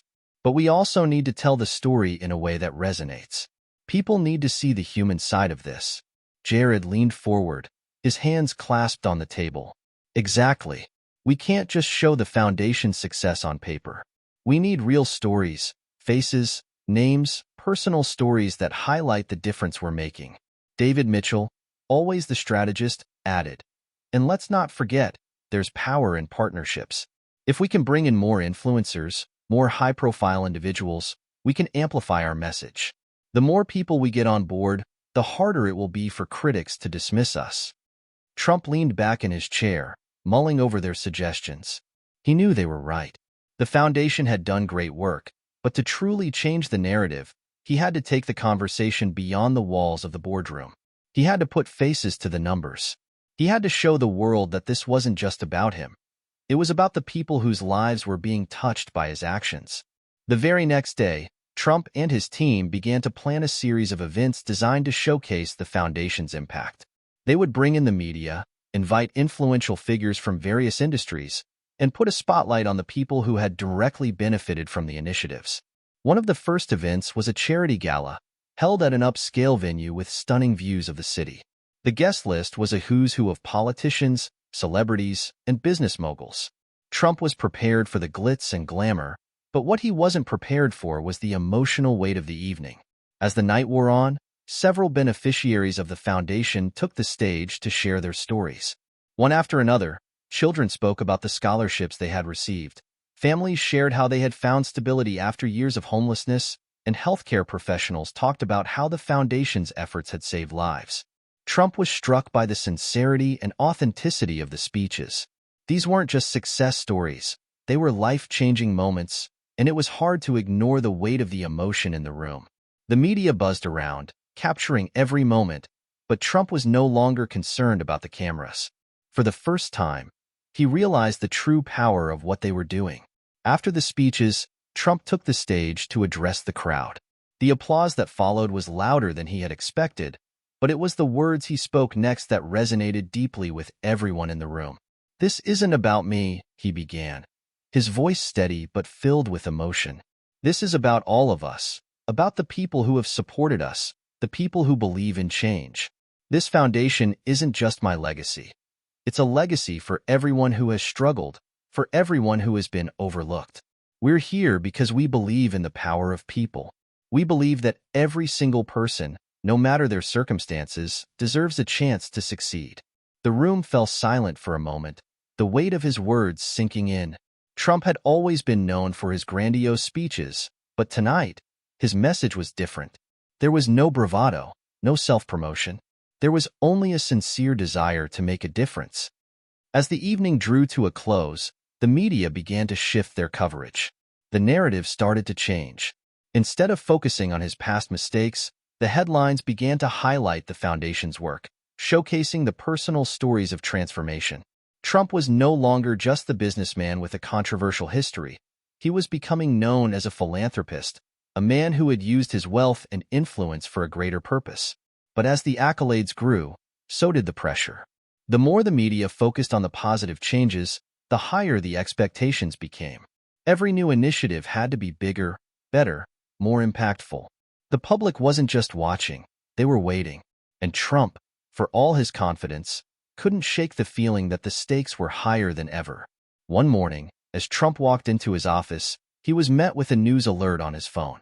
The headline read, "Trump's Foundation under scrutiny. Are they doing enough?" It was a reminder that even in the midst of success, there would always be doubters. Always those who questioned whether the change was truly lasting.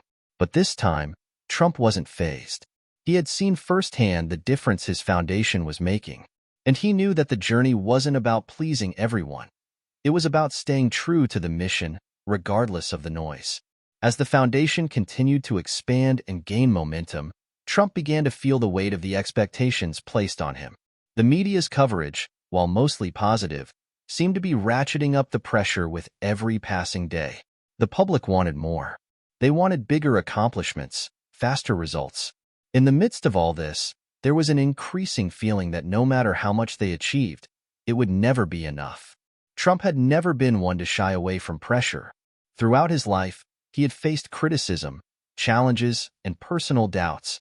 But this felt different. The stakes were higher, the scrutiny sharper.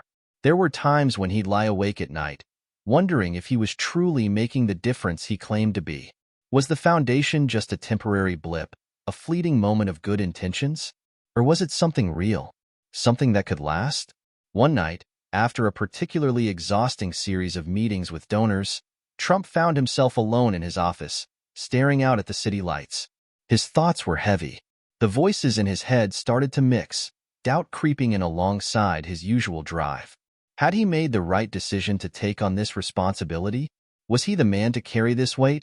Or was it too much for one person, no matter how much influence they had? He picked up the phone and dialed Jared's number. "Hey, Jared, can you come to my office? I need to talk," Trump said, his voice tinged with fatigue.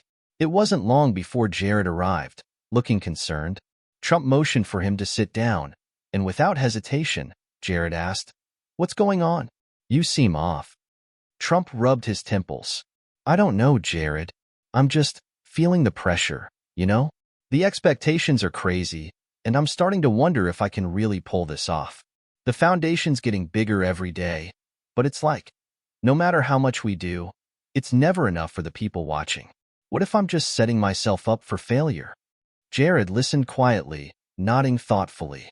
He had seen his father-in-law face countless challenges, but this was different.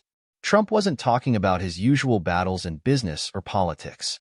This was something much deeper. "You've built this foundation because you genuinely believe in it," Jared said after a pause. "You've already made a huge impact. People's lives have changed because of what you've done. But yeah, the pressure is there. I get it. It's tough to not let the noise drown out the work itself. But what matters is the work, the lives we're touching. Not the headlines, not the critics." Trump leaned back in his chair, staring at the wall. Jared's words were comforting, but they didn't completely ease his inner turmoil. There was something else, something Trump hadn't yet faced head-on. It wasn't just the pressure. It was the nagging feeling that he wasn't fully prepared for the path he'd chosen. "I didn't ask for any of this," Trump confessed, his voice quiet. "I didn't ask for the foundation to become this big. I didn't ask for the world to watch every move I make. But now it feels like the more we succeed, the more people expect. And there's a part of me that's wondering if I'm the right person to carry this forward. What if I fail? What if I let everyone down?" Jared sat quietly for a moment, taking in Trump's words. He knew that Trump had faced tough decisions before, but this was different. It wasn't about business or winning. It was about his legacy, about the lives of people who had come to rely on the foundation. "You've done the hard part already," Jared said, finally. "You've taken the leap. You've made a difference. And even if you feel unsure, it's okay. The foundation has its own momentum now. You've built a team that's passionate, driven. You don't have to do this alone. You don't have to carry everything." Trump looked up at Jared, a flicker of understanding in his eyes. He'd been so focused on being the figurehead, the one everyone turned to, that he had forgotten about the support around him. The team that believed in the mission just as much as he did. "I think I need to take a step back," Trump admitted. "Not from the foundation, but from all the noise. I've been so caught up in the spotlight that I've lost sight of the bigger picture. Maybe it's time I let others take the reins a little more. Let the foundation grow beyond just me." Jared nodded, a sense of relief washing over him. "That's exactly what we need. You've built something incredible, and now it's time to let it evolve into something bigger than you or me. Trust the team. Let them carry the torch." The next day, Trump made a decision that would change the course of the foundation. He called a meeting with his core team, Ivanka, Jared, David, and a few key figures from the foundation. He stood before them, feeling both vulnerable and resolute. "I've been thinking a lot about where we are and where we're going," Trump began. "And I realized something. This foundation was never just about me. It was about the people we're helping, the lives we're changing, but it's also about the team behind it. The work we're doing. It's bigger than any one person. And it's time I take a step back and let all of you step forward. The room was silent for a moment. Ivanka was the first to speak. Dad, this is a big move, she said carefully, but I think it's the right one. The foundation has grown beyond what we ever imagined, and it's ready to thrive on its own. We'll take it from here, and we'll continue pushing it to new heights. But we're in this together. Trump felt a weight lift off his shoulders. For the first time in a while, he realized that he didn't have to carry the burden alone. The foundation was in capable hands. I know you all will do great things, Trump said with a smile. I'll still be here, of course, but I trust you to keep pushing this forward. The mission is what matters, not the man behind it. As Trump stepped back, he watched as the foundation began to flourish in ways he hadn't anticipated. The pressure was no longer on his shoulders alone. The team stepped up, working together to achieve even greater success. And Trump? He focused on what he had always done best, supporting those who had the vision and passion to drive change. It was the beginning of a new chapter, one where the foundation wasn't just about Trump. It was about all the people who were working toward a better future. And as the foundation continued to grow, so did Trump's sense of peace. As Trump stepped back from the day-to-day operations of the foundation, he found himself in uncharted waters. For years, he had been the center of attention, the driving force behind everything he did. But now, with the foundation flourishing under the leadership of his team, he could take a step back and look at his legacy from a different perspective. The weight of expectations still hung in the air, but it no longer felt like a burden he carried alone. The foundation, once a personal project, was now a thriving entity in its own right. And with this newfound distance, Trump began to see the bigger picture more clearly. The work was larger than his personal involvement. It was about the lives that had been transformed, the communities that had been supported, and the lasting change that was unfolding. It didn't take long for the shift to become noticeable. The media, once skeptical of Trump's motivations, began to change their tone. No longer focused on his past or his controversial public persona, reporters and commentators started highlighting the foundation's successes. The human interest stories, those of people who had been helped by the initiatives, took center stage. One morning, Trump sat in his office reading an article titled, "How Trump's Foundation is Changing Lives, a New Chapter for the Former President." It was an in-depth piece, focusing on the personal stories of the people the foundation had impacted. For the first time in a long time, Trump felt a sense of pride and gratitude. The story was no longer about him. It was about the work and the people who had embraced it. Ivanka walked into his office as he finished the article. She smiled when she saw his expression. "You look pleased," she said, sitting down across from him. "I am," Trump admitted, folding the newspaper. "For the first time in a long time, I'm seeing the real impact of all this. We've done more than just fix problems on paper. We've changed lives. And it's not about me anymore. It's about the future."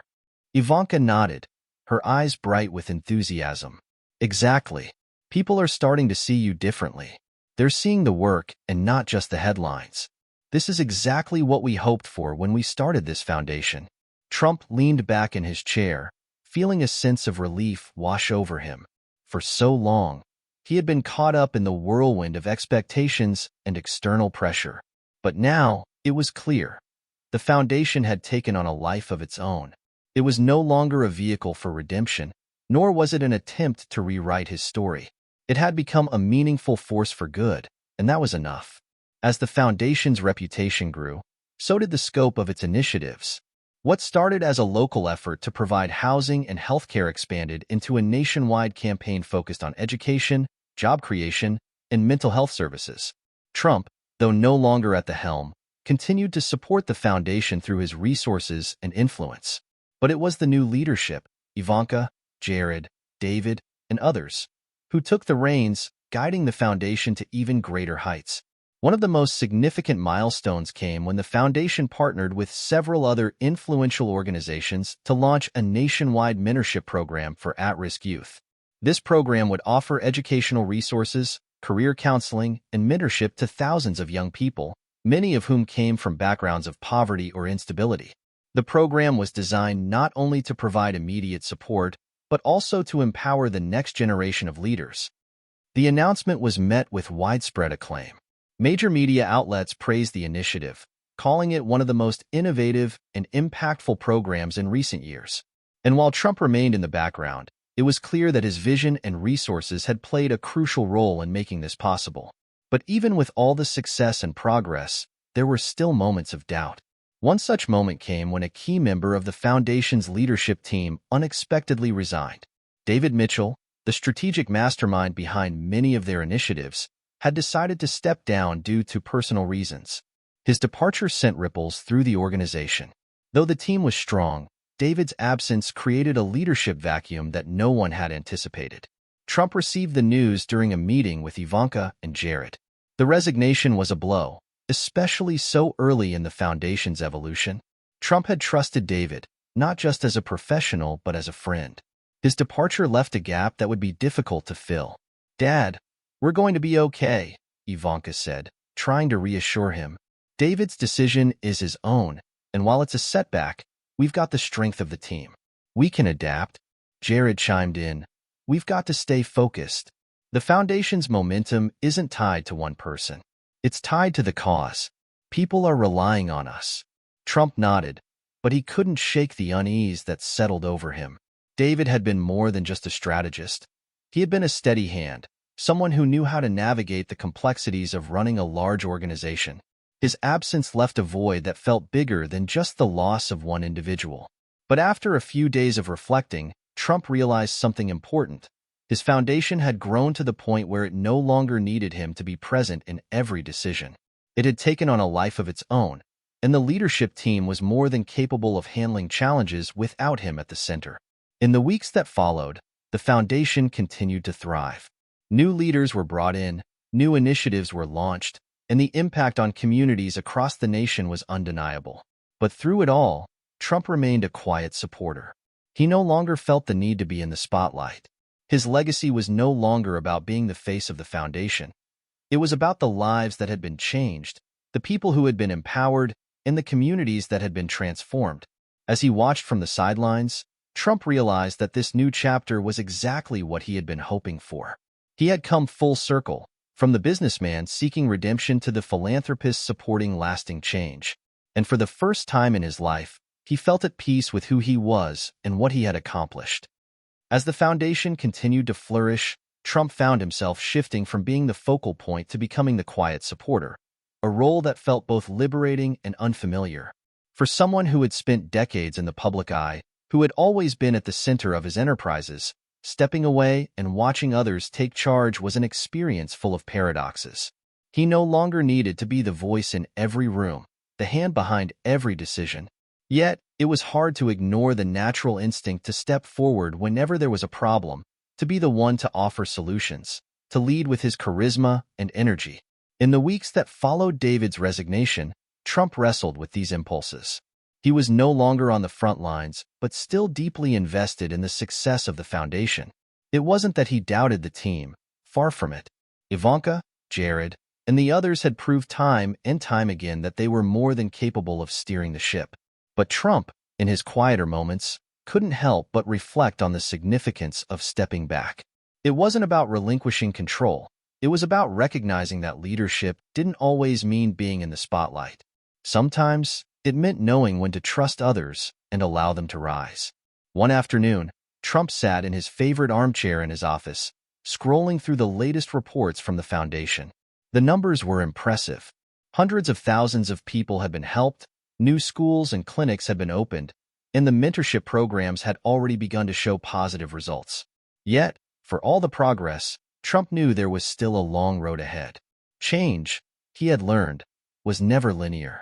And with the scale of the foundation, new challenges would always emerge. As his mind wandered, his phone buzzed on the table. It was a text from Ivanka. "Got some exciting news. Can we talk later?" Curious, Trump quickly responded, "Sure, what's up?" A few minutes passed before Ivanka called. Her voice was filled with excitement. "Dad, I just got off the phone with a potential partner. This could be a game changer for us," Ivanka said. "They're a huge organization with the resources we need to scale even faster. We could provide services to millions of people nationwide. It's the perfect alignment with our mission." Trump felt a spark of excitement. For the first time in a while, he felt the familiar rush of adrenaline, the feeling of expansion, of things growing beyond his expectations. That's incredible, Ivanka. How soon can we set up a meeting? Ivanka paused, and then her voice softened. I think we need to make sure we're all aligned before we make any big moves. I wanted to check in with you first. This could change everything, but I need to know you're on board.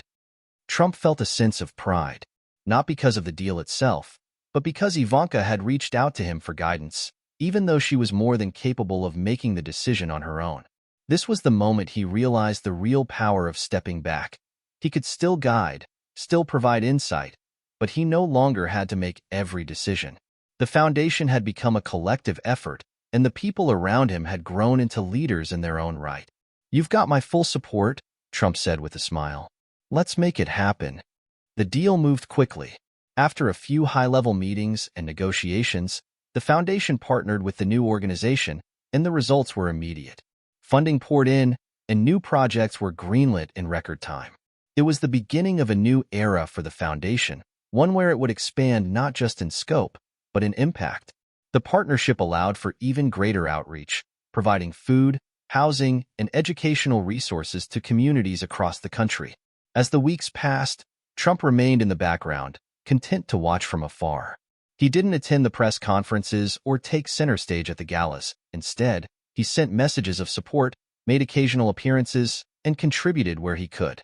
But his most valuable contributions were the quiet moments, when he sat down with his family, shared his insights, and provided advice based on years of experience. He had built an empire once, and now he was helping to build something even more meaningful. One evening, as Trump and Ivanka sat together at a small dinner gathering for the foundation's leadership, the conversation turned to the future. I think we've come a long way, Dad, Ivanka said, her voice thoughtful. But I feel like there's still so much more we can do. This partnership is a huge step, but it's just the beginning. What's next? Trump paused, his fork halfway to his mouth. He hadn't realized until that moment how far they had come. The foundation, once a dream, was now a real, tangible force for good. And it was only getting started. You're right, Trump said, setting his fork down and looking at his daughter.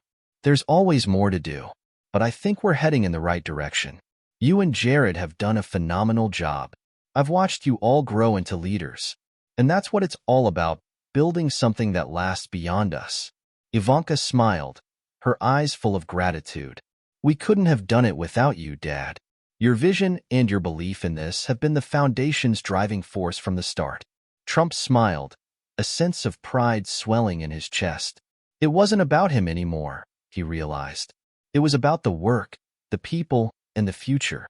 His legacy would no longer be tied to his name or his reputation.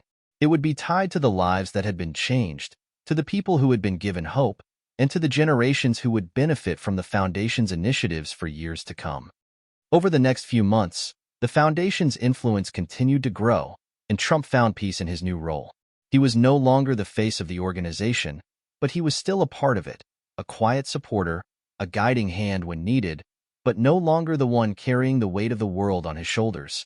The foundation had its own momentum now, and it was headed toward a future that was brighter than Trump had ever imagined.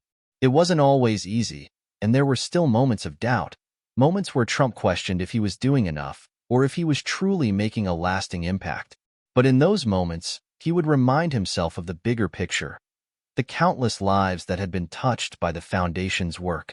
Trump had learned the value of stepping back. True leadership wasn't about being in control. It was about creating something that could stand on its own. And with that realization, he had found a sense of fulfillment he had never known before. As the foundation expanded its reach, Trump's thoughts often wandered to the idea of legacy. In the past, legacy had been a simple concept for him. It was about building something monumental, something with his name attached to it.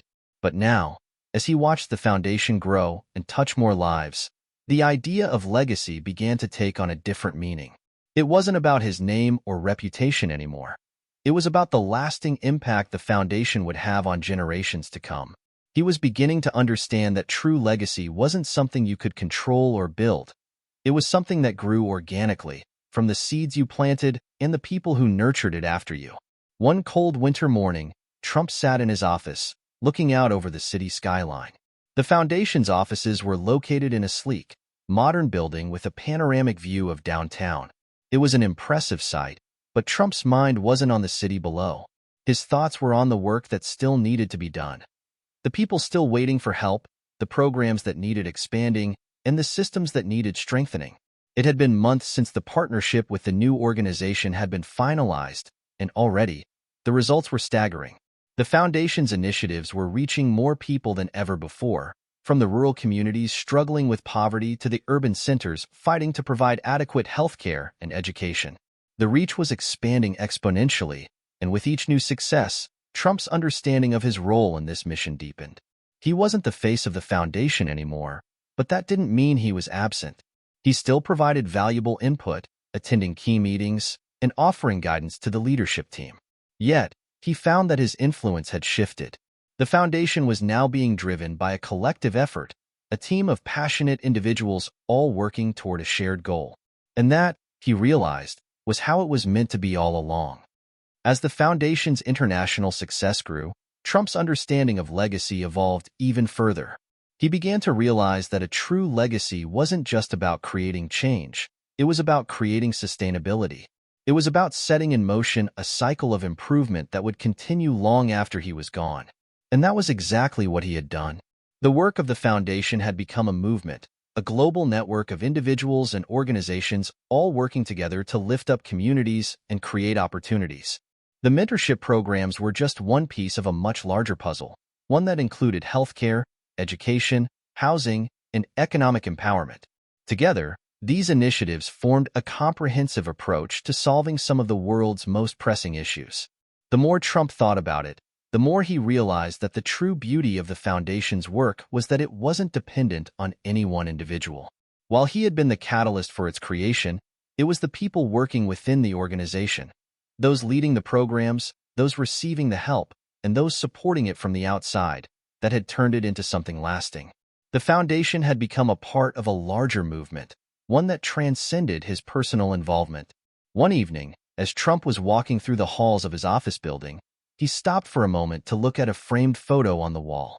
It was a picture of a young man, a former gang member who had turned his life around through the foundation's mentorship program.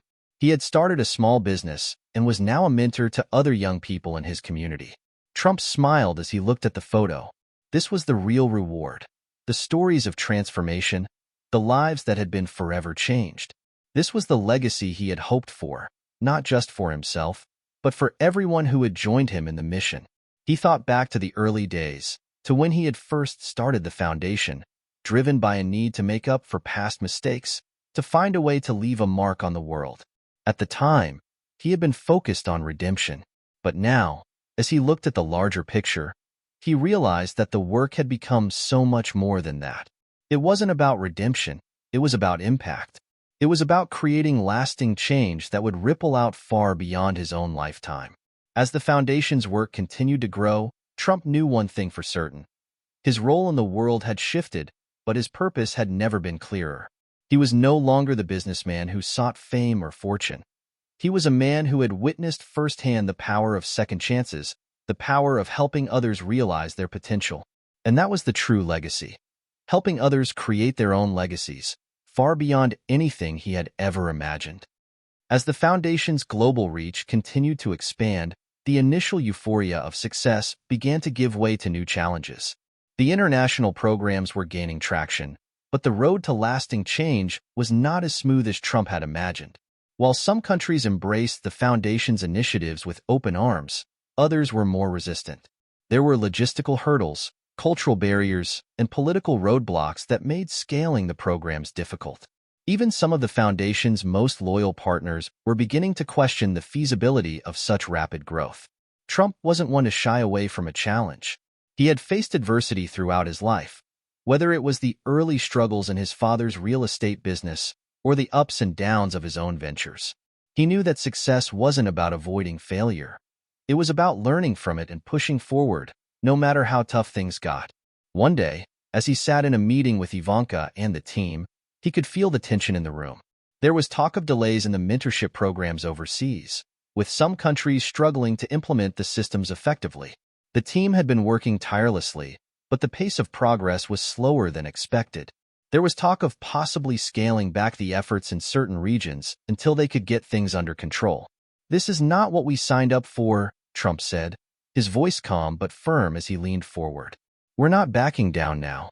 We've come too far." Ivanka looked at her father, her face filled with concern. "Dad, I understand, but there are real challenges in some of these countries. We need to rethink our approach to make sure we're being effective, not just pushing forward blindly." Trump paused, taking in her words. He knew she was right. There had been times in his career when he had pushed too hard, too fast, and it had backfired. But this time was different. He had learned from those past mistakes. He understood that persistence was important, but so was adaptability. If something wasn't working, they needed to be willing to reassess, pivot, and adjust their approach. But that didn't mean giving up on the vision. "All right," Trump said after a long pause. "We'll adjust the plan, but we're not stopping. This mission is too important. We just need to find a smarter way to do it." The next few weeks were filled with strategic meetings, brainstorming sessions, and countless phone calls with international partners. Trump, Ivanka, and the team worked closely to refine the foundation's approach, tailoring programs to better fit the needs of each region. They focused on collaboration with local governments and organizations, working to build partnerships that would allow them to overcome political and cultural barriers. They also began to reassess the resources being sent to these regions, ensuring that each program was properly funded and that the right infrastructure was in place. It was an exhausting process. There were setbacks, moments of doubt, and times when Trump questioned whether they were truly making a difference. The work was hard, the problems were complex, and progress seemed to move at a glacial pace. But in the midst of it all, there were moments of breakthrough. In a rural village in South America, a group of young women who had participated in the mentorship program had started their own business. They were now employing others from their community, creating a ripple effect of economic empowerment. In Southeast Asia, a group of young entrepreneurs had turned a small agricultural project into a thriving cooperative, providing jobs and sustainable resources for hundreds of families. These successes were small, but they were significant, proving that the foundation's work was making a difference, even if it wasn't always obvious at first. One afternoon, Trump received a message from one of the foundation's key partners in Africa. The message read, "We've encountered a major roadblock. Local governments are resistant to the changes we're proposing, and it's delaying our work. We need your guidance on how to move forward." Trump felt a pang of frustration. Every part of him wanted to rush in, to fix the problem directly. But he knew that wasn't the right approach. This wasn't just about his vision. It was about the people on the ground who had been working tirelessly to bring the programs to life. They needed support, but they also needed to lead. He called Ivanka into his office. "We've got another setback, this time in Africa. The local governments are pushing back on some of the changes we've proposed. They're worried about the long-term impact." Ivanka sighed, her shoulders sagging. "I knew this would be hard. But I think we have to remember that change takes time. We can't expect everyone to embrace our vision right away." Trump nodded. "Exactly. Persistence is key. But we can't force it. We need to work with them, not against them. Let's go back to the drawing board and figure out how we can create a plan that benefits everyone." As the months passed, the foundation continued to face challenges, but it also experienced more victories. The mentorship programs began to show lasting results. Young people in some of the most impoverished regions were now becoming leaders in their communities, starting businesses, creating jobs, and transforming their neighborhoods. Trump began to realize that these small victories, while not always making headlines, were the true measure of success. In one particularly moving moment, Trump received a letter from a young man in Africa who had participated in the mentorship program. He wrote about how the foundation had given him the tools and the support to become a successful entrepreneur. He had started a small business in his village, and now he was mentoring others who were following in his footsteps. The letter was a reminder of the power of persistence. It wasn't always glamorous or easy, but the work they were doing was changing lives, one person at a time. Trump sat back in his chair, reading the letter again. He thought about the ups and downs of the journey, the setbacks, the doubts, and the challenges that had seemed insurmountable at times. And yet, they had kept going. The foundation was not just surviving, it was thriving. And as he looked at the bigger picture, he realized that persistence wasn't just about pushing through obstacles. It was about having the patience to build something that would last. You know, Ivanka, Trump said one evening as they reviewed the latest progress reports, I think we've really got something here. It's not easy, but it's working. Ivanka smiled. You were right all along, Dad. It's about persistence. We just had to keep going, even when it seemed impossible. Trump nodded. And that's how real change happens.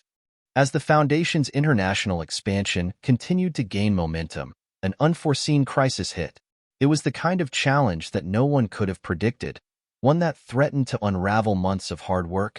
The foundation's largest partner, a global non-governmental organization that had provided crucial funding and logistical support for the mentorship programs, suddenly experienced a massive financial scandal. News broke that millions of dollars in donor funds had been misallocated or misused, leading to public outrage and widespread media coverage. The scandal was like a storm that came out of nowhere, threatening to sweep away everything the foundation had worked so hard to build. The trust that had been established between the foundation and its partners was now in jeopardy. Media outlets were quick to draw connections between the scandal and the foundation's international programs. Critics began questioning the integrity of the entire initiative. Trump was devastated. This was more than a mere setback. It was a potential disaster. He knew that if the public lost trust in the foundation, it could set back the mission by years, maybe even decades. He immediately called a meeting with Ivanka, Jared, and the leadership team to discuss how to respond. We need to act fast, Trump said, his tone firm but tinged with concern. This is a crisis, and if we don't handle it right, it could all come crashing down. Ivanka sat across from him, her face serious. We can't control what happened with our partner, but we can control how we respond. We need transparency. We need to show the world that we are not involved in any wrongdoing. Jared added, we should immediately sever ties with the NGO involved. It will make a statement that we don't tolerate any kind of financial misconduct. Then, we focus on damage control, reaffirm our commitment to the people we serve, and ensure our donors and partners know we're taking steps to protect the integrity of the foundation. Trump nodded, deep in thought. Right. We've built a reputation of honesty and integrity, and we can't afford to let that slip now. But we need to act quickly, and we need to keep moving forward with our mission. The next few days were a whirlwind of activity. The foundation's team worked around the clock to ensure that all financial records were reviewed, all donations properly accounted for, and all partners were notified of the decision to sever ties with the scandal-ridden NGO. Trump took to social media, issuing a public statement that emphasized the foundation's commitment to transparency, ethical practices, and the mission to help underserved communities worldwide. We are deeply concerned by the recent revelations involving one of our partners, Trump's statement read. We take these matters seriously and effective immediately. We are discontinuing our relationship with this organization. Our work continues with integrity, and we remain focused on empowering individuals and communities around the world. It was a bold move, and it sent a clear message to the public. The foundation would not be associated with corruption, no matter the cost. But despite their swift actions, the media storm was far from over. News outlets continued to highlight the scandal, drawing increasingly negative comparisons between the foundation and the disgraced NGO. Donors began pulling back, questioning whether they could trust the foundation to manage their funds. There were even rumors that some of the major philanthropic organizations that had supported the foundation might reconsider their involvement. In the midst of this turmoil, Ivanka remained focused. Dad, we can't let this crisis derail everything we've worked for. We need to rebuild trust, one step at a time. Trump agreed, but there was a weight on his shoulders. He knew that rebuilding trust would be an uphill battle. For the first time in years, he felt vulnerable.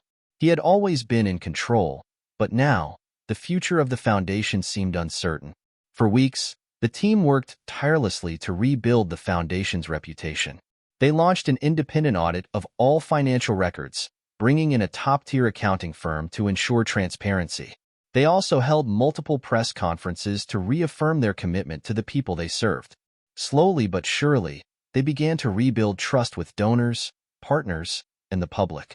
Despite the crisis, there were moments of hope. In Africa, a small business incubator funded by the foundation was thriving, with young entrepreneurs coming together to form a network of startups. In Southeast Asia, a scholarship program for underprivileged youth was producing impressive results, with students graduating and entering the workforce with new skills and confidence. These small victories reminded Trump and his team that their work was making a difference, even in the face of adversity. But there was still a long road ahead. One night, as Trump sat alone in his office, reflecting on the crisis, he received a phone call from a former mentee. It was a young woman from one of the mentorship programs in Southeast Asia. She had been one of the first participants in the program and had since gone on to start a nonprofit that helped other young women gain access to education and business training. "Mr. Trump," she said, her voice filled with emotion, "I just wanted to thank you.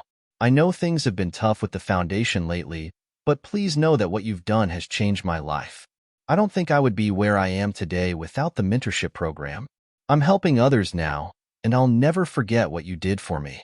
Trump was silent for a moment, the weight of her words sinking in. "Thank you," he said, his voice thick with emotion. "Hearing that means more than you can imagine." The conversation ended, and Trump sat back in his chair, his heart swelling with pride. Despite all the challenges, despite the setbacks, the work was still making a difference.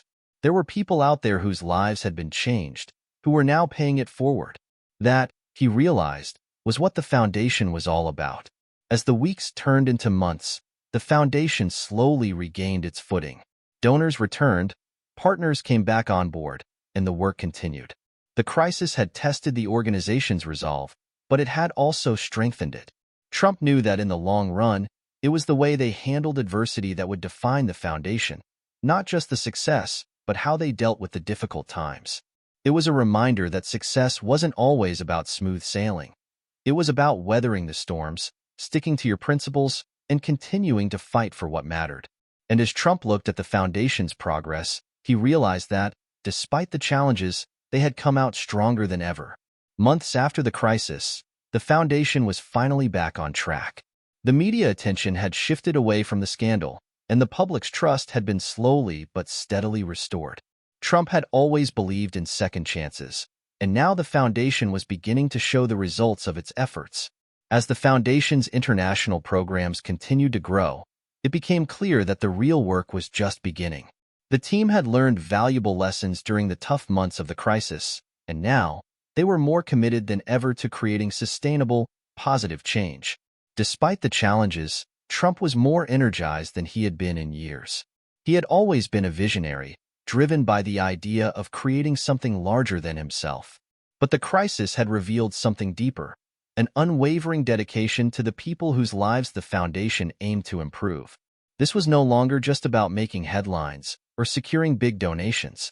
It was about making a real, lasting difference in the lives of those who needed it the most.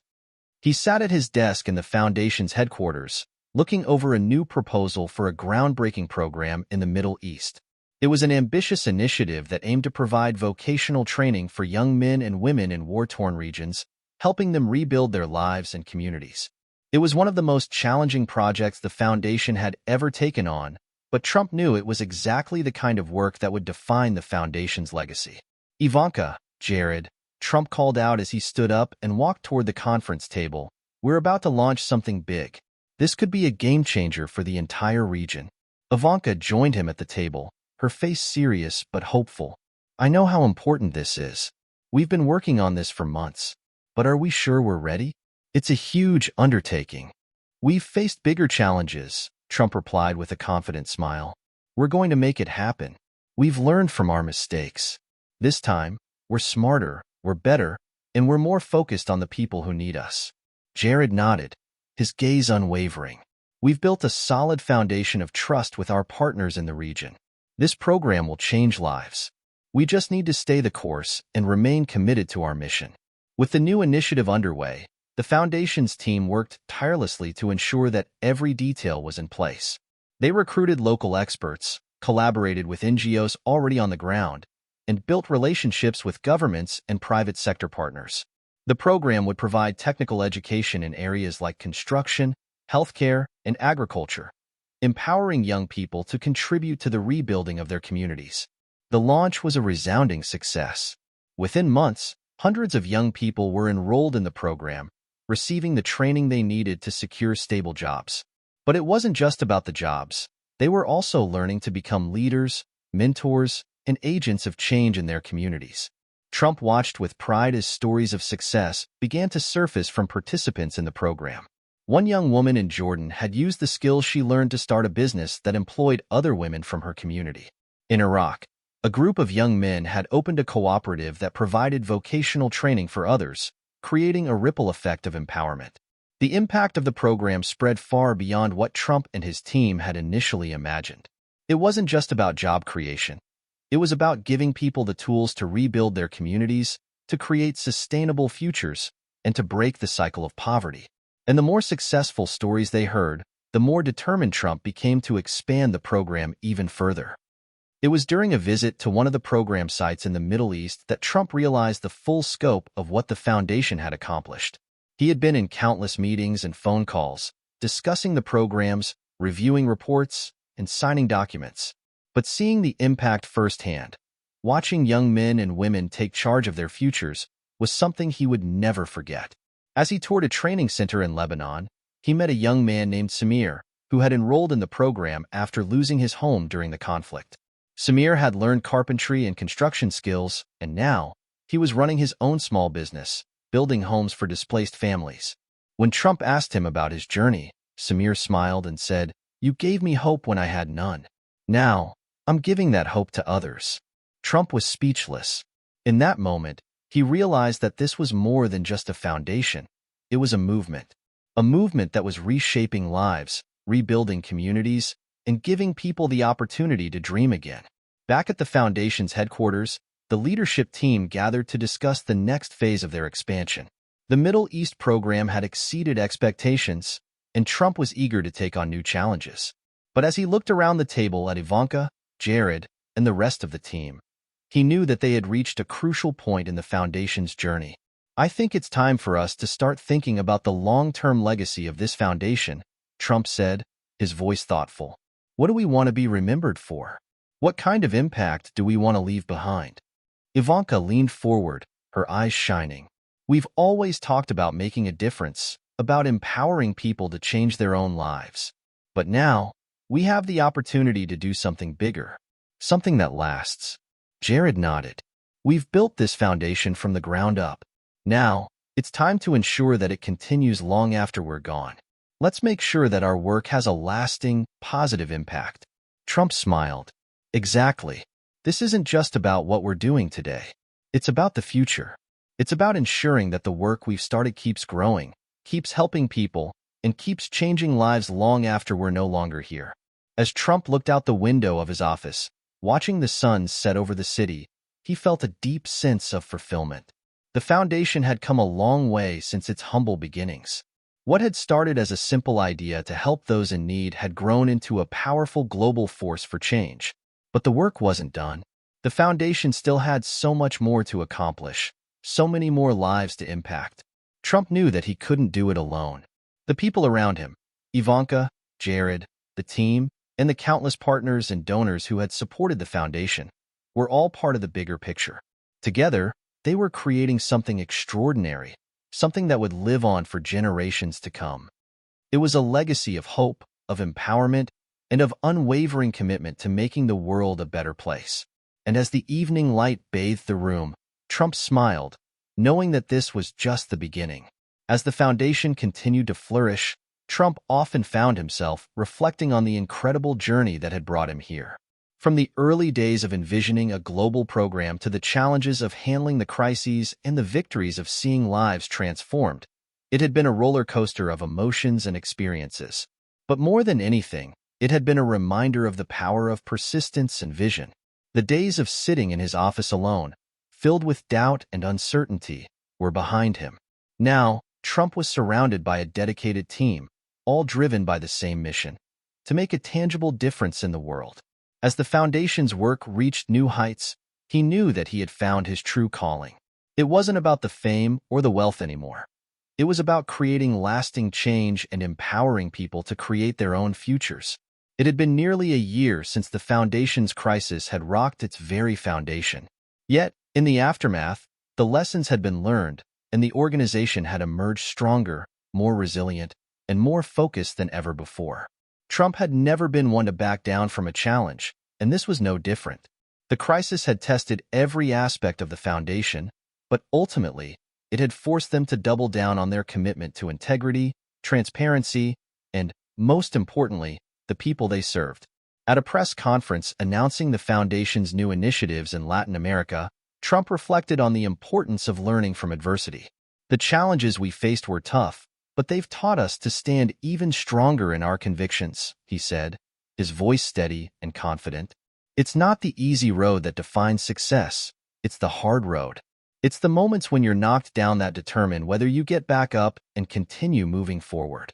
The press conference was a success, garnering support from several influential donors and partners. As Trump looked around the room, he saw faces that shared the same passion for the cause. People who understood that the journey was far from over, and who believed that there was so much more to be done. It was that shared vision that made the foundation unstoppable. As the foundation's project spread across continents, from rebuilding schools in Africa to offering business mentorship in Eastern Europe, the team grew closer. The challenges, the victories, and the moments of doubt had forged a bond between Trump, Ivanka, Jared, and everyone else involved. It was more than just business. It was a mission, a purpose that kept them moving forward even in the face of adversity. One evening, as Trump sat in his office overlooking the city, Ivanka came in with a report about the success of a new vocational training program in South America. This program, aimed at empowering young women to enter fields like technology and engineering, had exceeded all expectations. "Dad, this is huge. These young women are not just getting jobs, they're becoming leaders in their communities. The impact is beyond what we imagined," Ivanka said, her voice full of excitement. Trump smiled, feeling a sense of pride and satisfaction. "That's what it's all about, Ivanka. We're not just changing lives. We're changing the future." It was in moments like this that Trump realized the true power of the foundation's work. It wasn't just the physical infrastructure or the programs they had implemented.